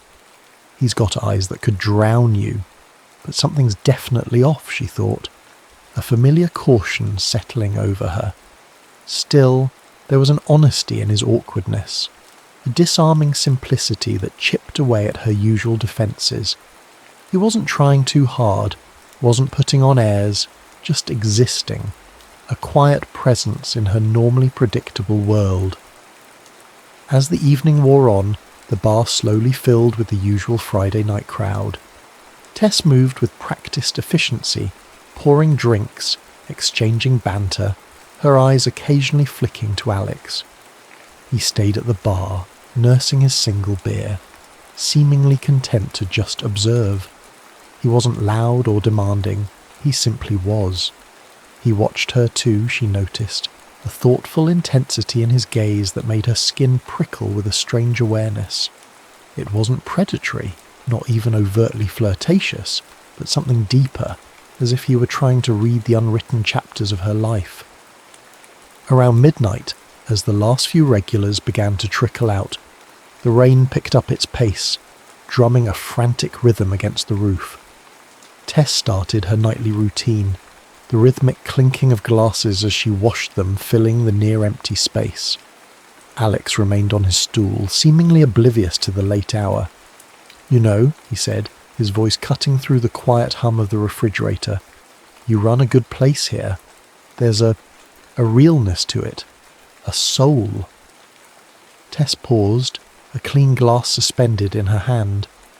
Compliments usually slid off her like water off a duck's back, but his felt different, more like an observation than flattery. "Thanks," she said, genuinely touched. "It's a lot of work, but it's mine." He nodded, a thoughtful expression on his face. "I can see that. You built this, didn't you? From the ground up?" "Pretty much," she admitted, a rare flicker of pride showing. "Took every penny I had, and then some."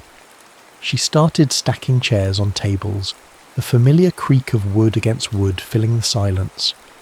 Without a word, Alex slid off his stool and began to help, his movement surprisingly graceful for someone so seemingly out of place. He stacked chairs with ease, carried empty kegs to the back, and even helped wipe down tables. It was an unexpected gesture, and Tess found herself watching him, a warmth spreading through her chest. As they worked side by side, reaching for the same cleaning rag, their hands brushed. It was a fleeting touch, yet it sparked an electric current that shot straight up Tess's arm, leaving a lingering warmth. His blue eyes met hers for a fraction of a second, a silent acknowledgement passing between them, before they both quickly looked away, a blush rising on Tess's cheeks. The smell of damp earth from outside, carried on the rain-cooled air, filled the bar, mingling with the faint scent of cleaning solution, and something else. Something clean and subtly masculine that was uniquely Alex. When they were finally done, the bar was pristine, ready for another day. The only light now came from the soft glow of the neon sign in the front window, casting long, shifting shadows across the floor. "Thanks, Alex," Tess said, a little breathy, her voice softer than she intended. "You didn't have to do that." He shrugged, a small smile playing on his lips. "It was nice, different from my usual evenings." He hesitated then. "Will you be here tomorrow night?" Tess's heart gave an unexpected flutter. "Always am. Friday nights are my busiest." "Good," he said, and the single word was enough. He nodded, a silent farewell, and then, with a final lingering look that held a question she couldn't quite decipher, he disappeared into the drumming rain, leaving Tess alone in the quiet bar, the lingering warmth of his touch still on her skin, and the unsettling feeling that she had just met someone who would change everything. The rain continued its steady rhythm, a gentle accompaniment to the rapid beat of her own heart, a heart that, despite her cynicism, had just been nudged awake. The sun, a rare and welcome guest after days of rain, painted the world outside Juniper Creek in hues of emerald and gold. Tess, despite her usual aversion to early mornings, found herself waking with an unfamiliar lightness in her chest. The memory of Alex, of his quiet intensity and unexpected help, had woven itself into the fabric of her thoughts. When her phone buzzed with an unfamiliar number, a simple text, "Hiking? There's a great trail near the old mill. Alex." A smile bloomed on her face before she could stop it. Her internal cynic warred briefly with a burgeoning curiosity, but curiosity for once won. She replied with a succinct, "Lead the way." The trail Alex had chosen was breathtaking.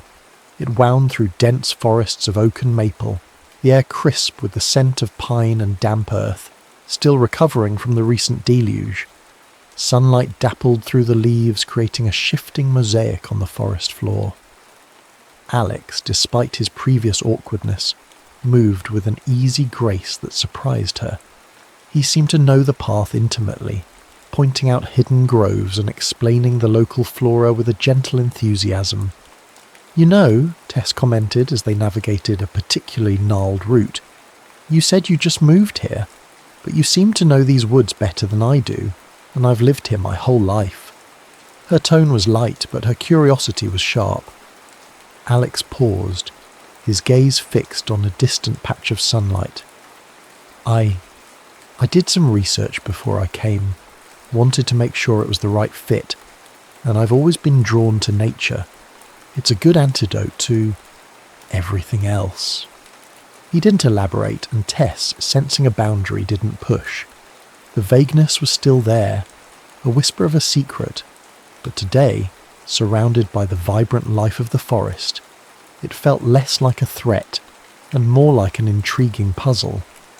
They talked as they walked, the conversation flowing with an ease that startled Tess. She found herself opening up, a rarity for her. She spoke of her dreams for the Rusty Anchor, expanding, maybe even adding a small kitchen, creating a true community hub. She spoke of the quiet satisfaction of building something with her own hands, of the lessons learned from past failures that had made her fiercely independent. "I just want to build something real," she confessed, her voice softer than usual. "Something that's truly mine, that no one can take away." Alex listened with an intensity that made her feel truly seen. He didn't interrupt or offer platitudes. When she finished, he simply nodded. "I understand that," he said, his voice low. "That need to create, to build something lasting, to have a space that's truly yours."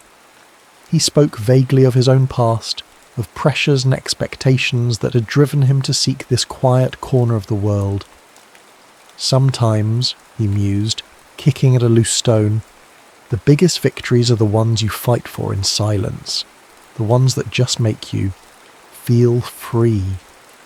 He didn't say what he was fighting for, or from whom, but the conviction in his voice was palpable. He spoke of the suffocating weight of public life, though he never elaborated on what public life meant for him, and the desperate yearning for simplicity. They eventually reached the waterfall, a shimmering curtain of white noise cascading over moss-covered rocks into a clear, emerald pool. The rush of the waterfall filled the air, a powerful, primal sound that somehow amplified the growing connection between them. A slippery patch of moss covered the path leading to a small hidden alcove behind the falls. Alex, with a gentle hand at her back, guided her. "Careful," he murmured, his voice close to her ear. Their hands brushed again as he helped her steady herself on a wet rock, and this time the touch lingered, a soft electric current passing between them. Tess felt a flush rise on her cheeks, a tremor in her hand, and the world seemed to narrow to just the two of them, the thundering water and the almost unbearable awareness of his presence. After the hike, still buzzing with a strange energy, Alex suggested a detour to a small independent bookstore they'd passed on the way into town. "I saw a first edition of a collection I've been hunting," he admitted, a boyish excitement lighting his eyes. The bookstore was a treasure trove, smelling of old paper and dust motes dancing in the sunlight. Tess, a quiet lover of words, found herself drawn to the poetry section, while Alex gravitated towards obscure philosophy and forgotten classics. "You know," Tess called out from between towering shelves, "sometimes the quietest places have the loudest stories." Alex looked up from a leather-bound tome, a playful glint in his blue eyes. "And sometimes the loudest people are hiding the quietest lives," he retorted, a pointed look in her direction that made her heart skip a beat. It was a subtle acknowledgement of their unspoken game, of the secrets that still existed between them. She caught her breath, a sudden vulnerability flaring. He eventually found his coveted book, a rare, delicate copy of a forgotten philosopher's musings on solitude. He held it with reverence, the almost crackle of turning book pages a soft sound in the quiet store. Tess, drawn by his quiet delight, leaned in to see. "What's so special about this one?" she asked, her voice soft. "It's about finding peace in anonymity," he explained, his gaze distant. "About the freedom that comes from shedding expectations." He bought it, then, surprisingly, bought a slim volume of poetry for her, a collection by a lesser-known female poet whose work explored themes of resilience and quiet strength. "Thought of you," he said simply, handing it to her, his fingers brushing hers again. The gesture was so thoughtful, so perfectly attuned to a part of her she rarely showed, that it almost brought tears to her eyes.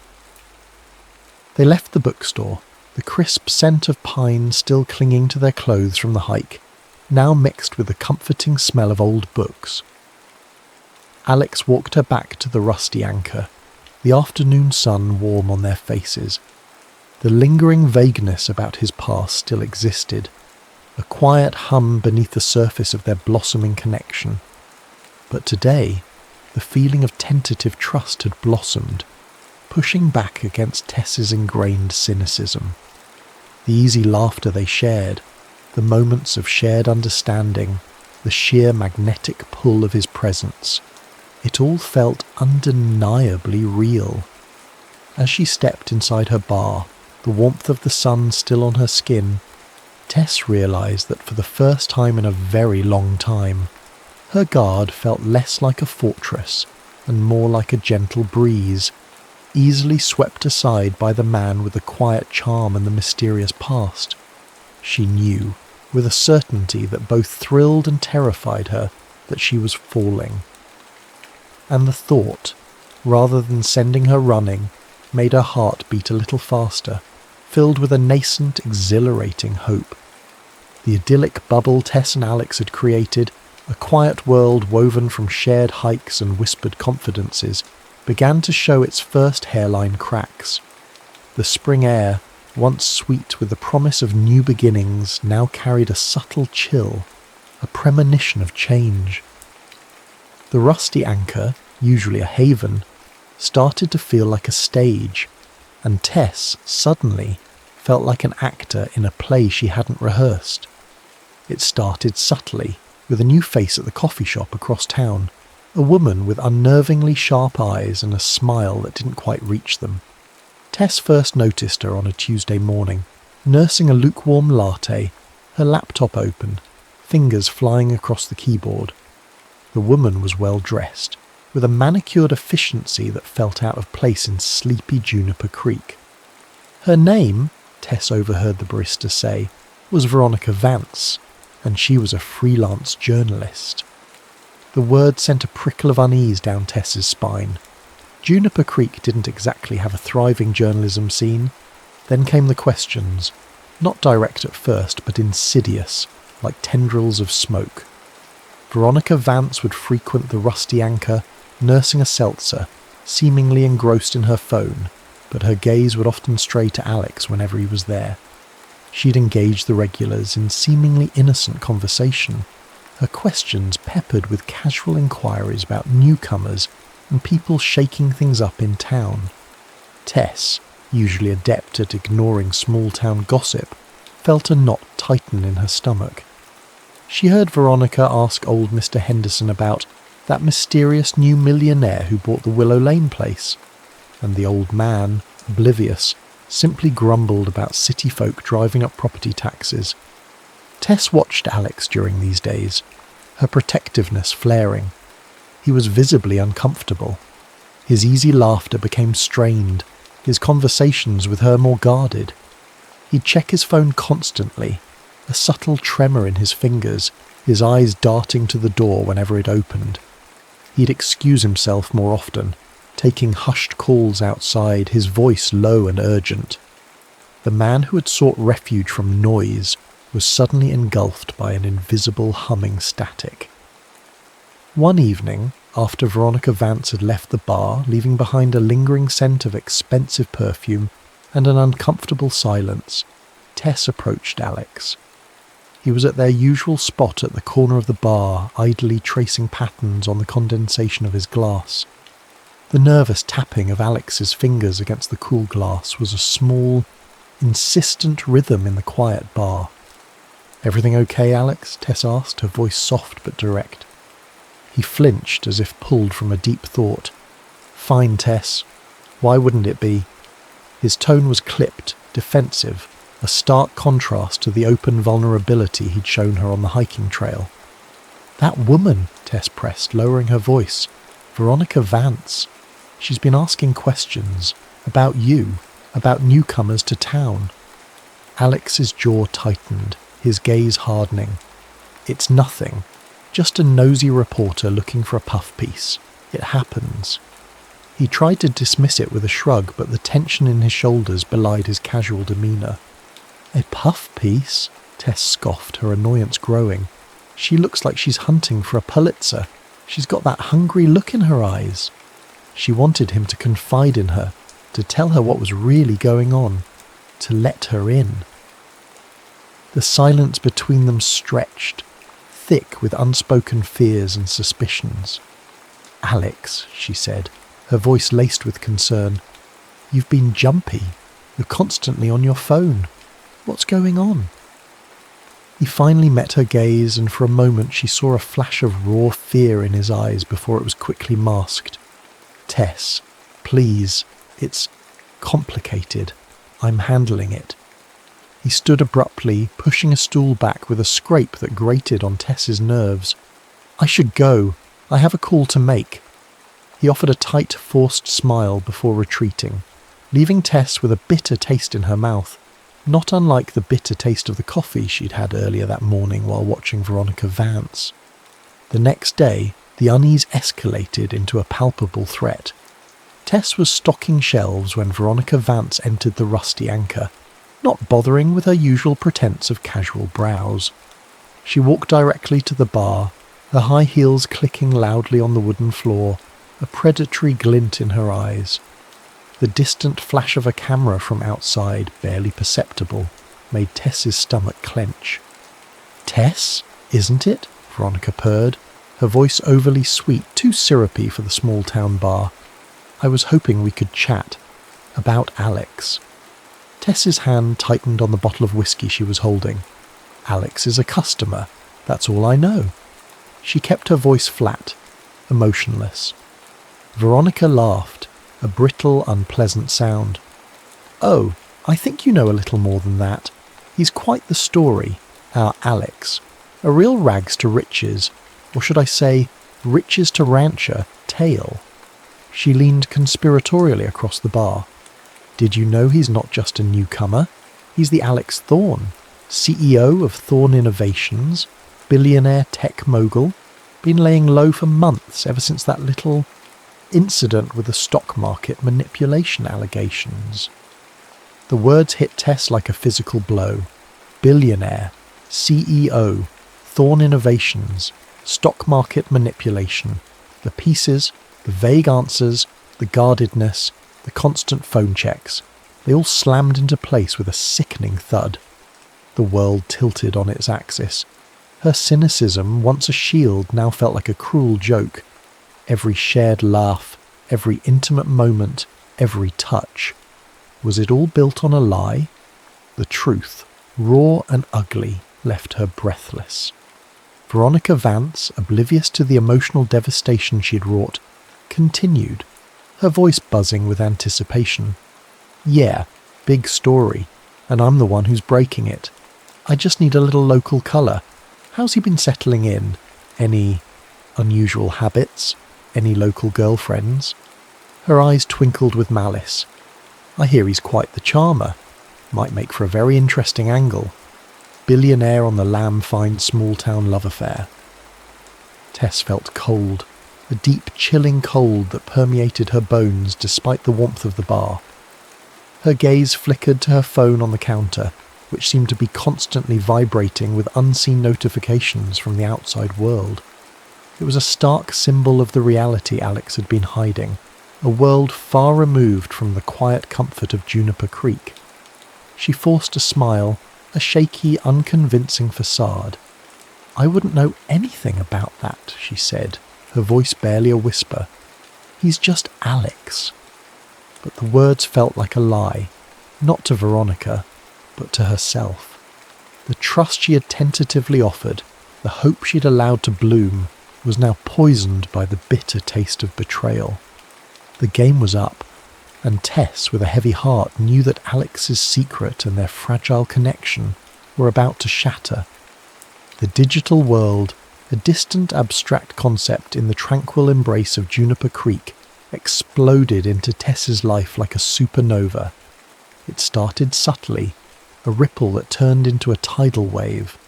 News notifications pinged relentlessly on her phone, then the bar's old desktop computer, which usually only displayed local weather, suddenly flickered with blaring headlines from major news outlets. Tech billionaire Alex Thorne unmasked in remote upstate town. Thorne Innovations CEO hiding from scandal in secluded village. From boardroom to barstool, the secret life of a tech titan. Each headline, each grainy photo of Alex Thorne, staring out from a corporate portrait felt like a physical blow. The face was the same, those startling blue eyes, the slight crooked smile. But the context, the identity, was utterly alien. Tess's stomach churned, a sickening mix of shock, betrayal, and a crushing humiliation. She felt foolish, naive, her carefully constructed cynicism crumbling around her. How could she have been so blind, so willingly led into a lie? He walked in an hour later, looking less like a billionaire CEO and more like a man facing a firing squad. His shoulders were slumped, his face pale, and his usually clear eyes were clouded with a torment she instinctively recognized as fear. The moment he stepped through the door, the air in the rusty anchor crackled with an unspoken accusation. "Tess," he began, his voice hoarse, raw with unspoken agony. I can explain." Tess cut him off, her voice a sharp, unfamiliar blade. "Explain? Explain what, Alex? That everything you told me was a lie? That you're not just some guy who wanted a change of pace, but a runaway billionaire embroiled in scandal?" Her voice rose, laced with a bitterness that surprised even herself. "You stood right here, Alex, and talked about escaping noise, about wanting simplicity, all while you were running from a federal investigation." The accusation hung heavy in the air, echoing in the sudden silence of the bar. He took a step towards her, his hands outstretched in a plea. "No, Tess, it wasn't like that. Not all of it. I came here to escape, yes, but not just the media, the pressure, the expectations, the lies that became my life in that world. I wanted to find something real. And then I found you." His voice cracked, filled with a desperate honesty that almost broke through her anger. "You found me?" Tess scoffed, a humorless laugh escaping her lips. "You found me and decided I was gullible enough to fall for your little sabbatical act. Did you think this was some kind of game, Alex? Small-town bartender falls for mysterious stranger, only to discover he's a secret billionaire. Is that the story you wanted?" Tears stung her eyes, hot and sudden, blurring his distraught face. "My trust, Alex. You shattered it. Every shared laugh, every quiet moment, every time our hands brushed. Was it all just part of your elaborate escape plan?" "No!" he cried, his voice desperate, finally losing the guarded composure he'd clung to. "God, no, Tess. The connection, it was real. For me, it was the realest thing I'd felt in years. I never meant to hurt you. I was just so afraid. Afraid that if you knew who I really was, you'd never look at me, never give me a chance, that you'd only see the money, the headlines, the lies they tell about me." He gestured wildly towards the flickering screen of the bar computer. "That's not who I am, Tess. Not the whole me. I'm not some stock market manipulator. Those were false allegations, a corporate smear campaign. I needed to disappear to clear my name, to fight it from the shadows. But I never meant for you to be caught in it." Tess felt a pang of something akin to pity, seeing the raw agony in his eyes. He looked utterly broken, stripped bare of all his carefully constructed defences. But the wound was too fresh, the betrayal too deep. "I don't know what to believe anymore, Alex," she whispered, her voice trembling. "How can I trust a single word you say when you built our entire relationship on a foundation of secrecy?" "Because I love you, Tess." The words burst from him, raw and unbidden, filling the stunned silence of the bar. "I fell in love with you, the real you, and I was terrified of losing that, of losing you, if the truth came out. I tried to protect what we had, but I did it the wrong way, the cowardly way." His confession, so sudden and heartfelt, rocked her. She saw the genuine pain in his eyes, the undeniable truth in his words. But her own pain, the sting of betrayal, was still too sharp. "Love?" she repeated, the words sounding hollow. "How can you love someone you lied to? How can you build anything real on a foundation of this?" She gestured around the now empty bar where the news headlines continued to blare silently. Alex took another step forward, reaching for her, his hand trembling. Give me a chance, Tess. Let me prove it to you. Let me explain everything, without the lies, without the fear. But Tess recoiled, shaking her head. The enormity of it, the scale of his deception was overwhelming. I can't, Alex, not right now. I need you to leave. Her voice was barely audible, thick with unshed tears. She looked at him, truly looked at him, and saw not just the man she was falling for, but the billionaire, the man from the headlines, the one who had kept a vast, sprawling secret from her. The two images blurred, then separated, leaving her utterly lost. His face crumbled. He stood there for a long moment, the silence amplifying the frantic beating of Tess's own heart. The silence after a slammed door echoed in the bar as he turned and walked out, leaving Tess standing alone amidst the cold, stark reality of the news headlines, the bitter taste of betrayal in her mouth. She sank onto a bar stool, the weight of his departure pressing down on her. The cold sting of tears finally broke free, tracing paths down her cheeks, mingling with the last remnants of her shattered trust. The bar, once her sanctuary, now felt like a prison of her own making, reflecting back the fading light of a sunset, leaving her alone with her pain, the phantom touch of his hand still on her skin, a cruel reminder of what she had thought they had. How could I have been so blind, she thought, the question a desolate whisper in the empty room. He was a phantom, and I gave him my heart. Days blurred into a haze of quiet sorrow for Tess.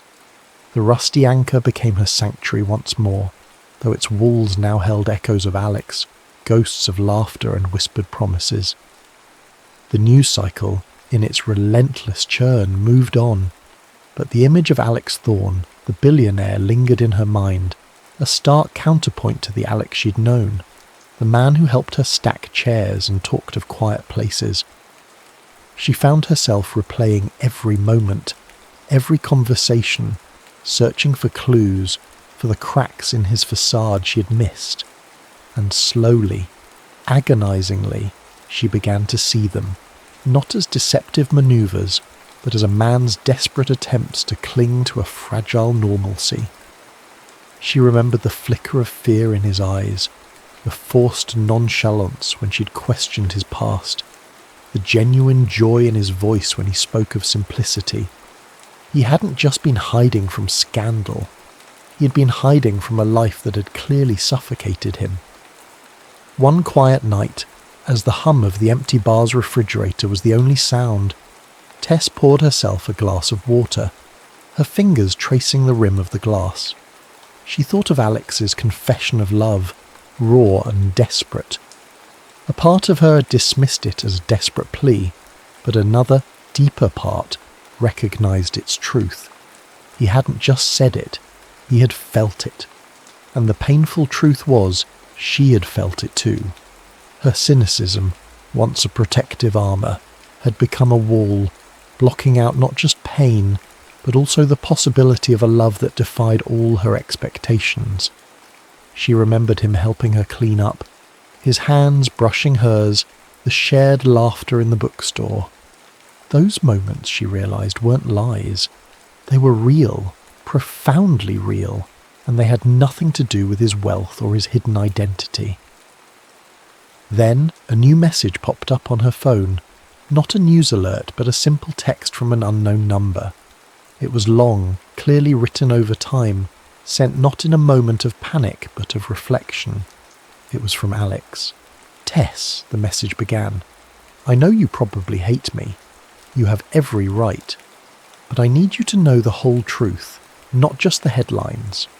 Those allegations, they were a fabricated smear, part of a hostile takeover attempt by a rival company.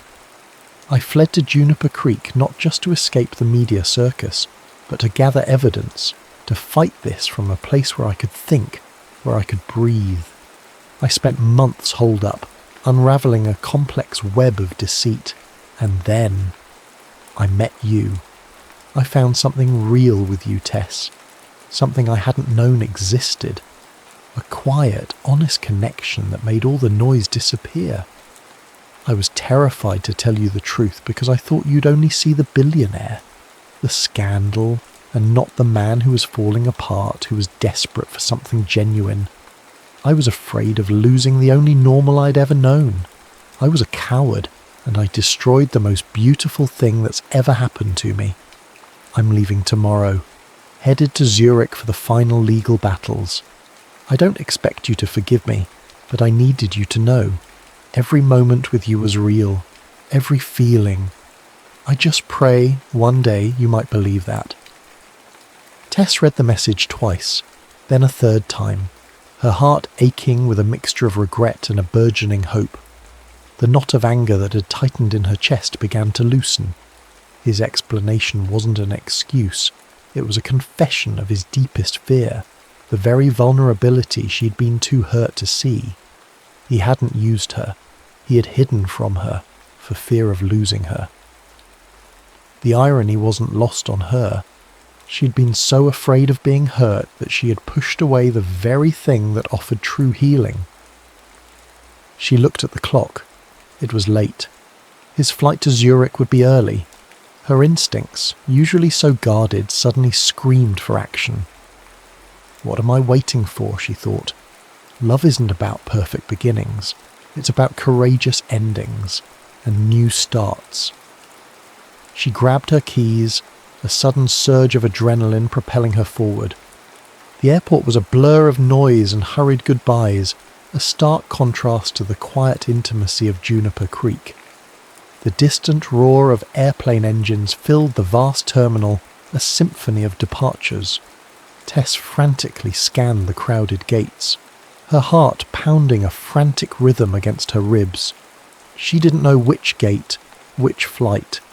Just a desperate hope fueled her search. And then she saw him. He was standing near a gate, his back to her, a single carry-on bag at his feet.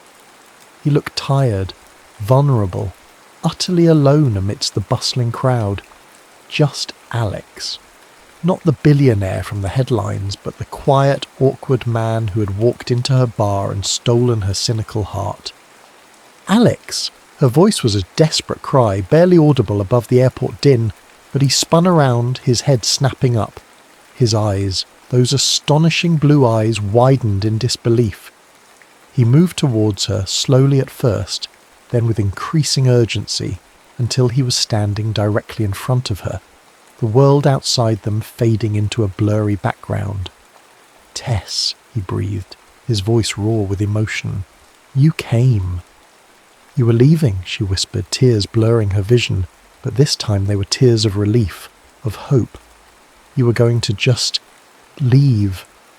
I thought I had to," he confessed, his hand trembling as he reached for her face, his thumb gently tracing the line of her jaw. "I thought I'd lost you, that I deserved to lose you." She leaned into his touch, her eyes searching his. "You were afraid," she said, understanding finally dawning fully. "You were so scared." He nodded, a single tear escaping the corner of his eye. "More than you know. Losing the money, the company. That was nothing compared to the thought of losing you. I found something real with you, Tess, and I ruined it because I was afraid of losing the only normal I'd ever known." She reached up, cupping his face in her hands, her gaze steady. "No more hiding, Alex, just us." She saw the question, the plea, the unwavering love in his eyes. No more secrets, just real. He pulled her into a tight embrace, burying his face in her hair. The weight of Alex's hand on her back felt solid, real, grounding. "Thank you," he murmured, his voice thick with emotion. "Thank you for seeing past it, for seeing me." They stood there for a long moment, amidst the chaos of the airport, two souls finally finding their anchor in each other.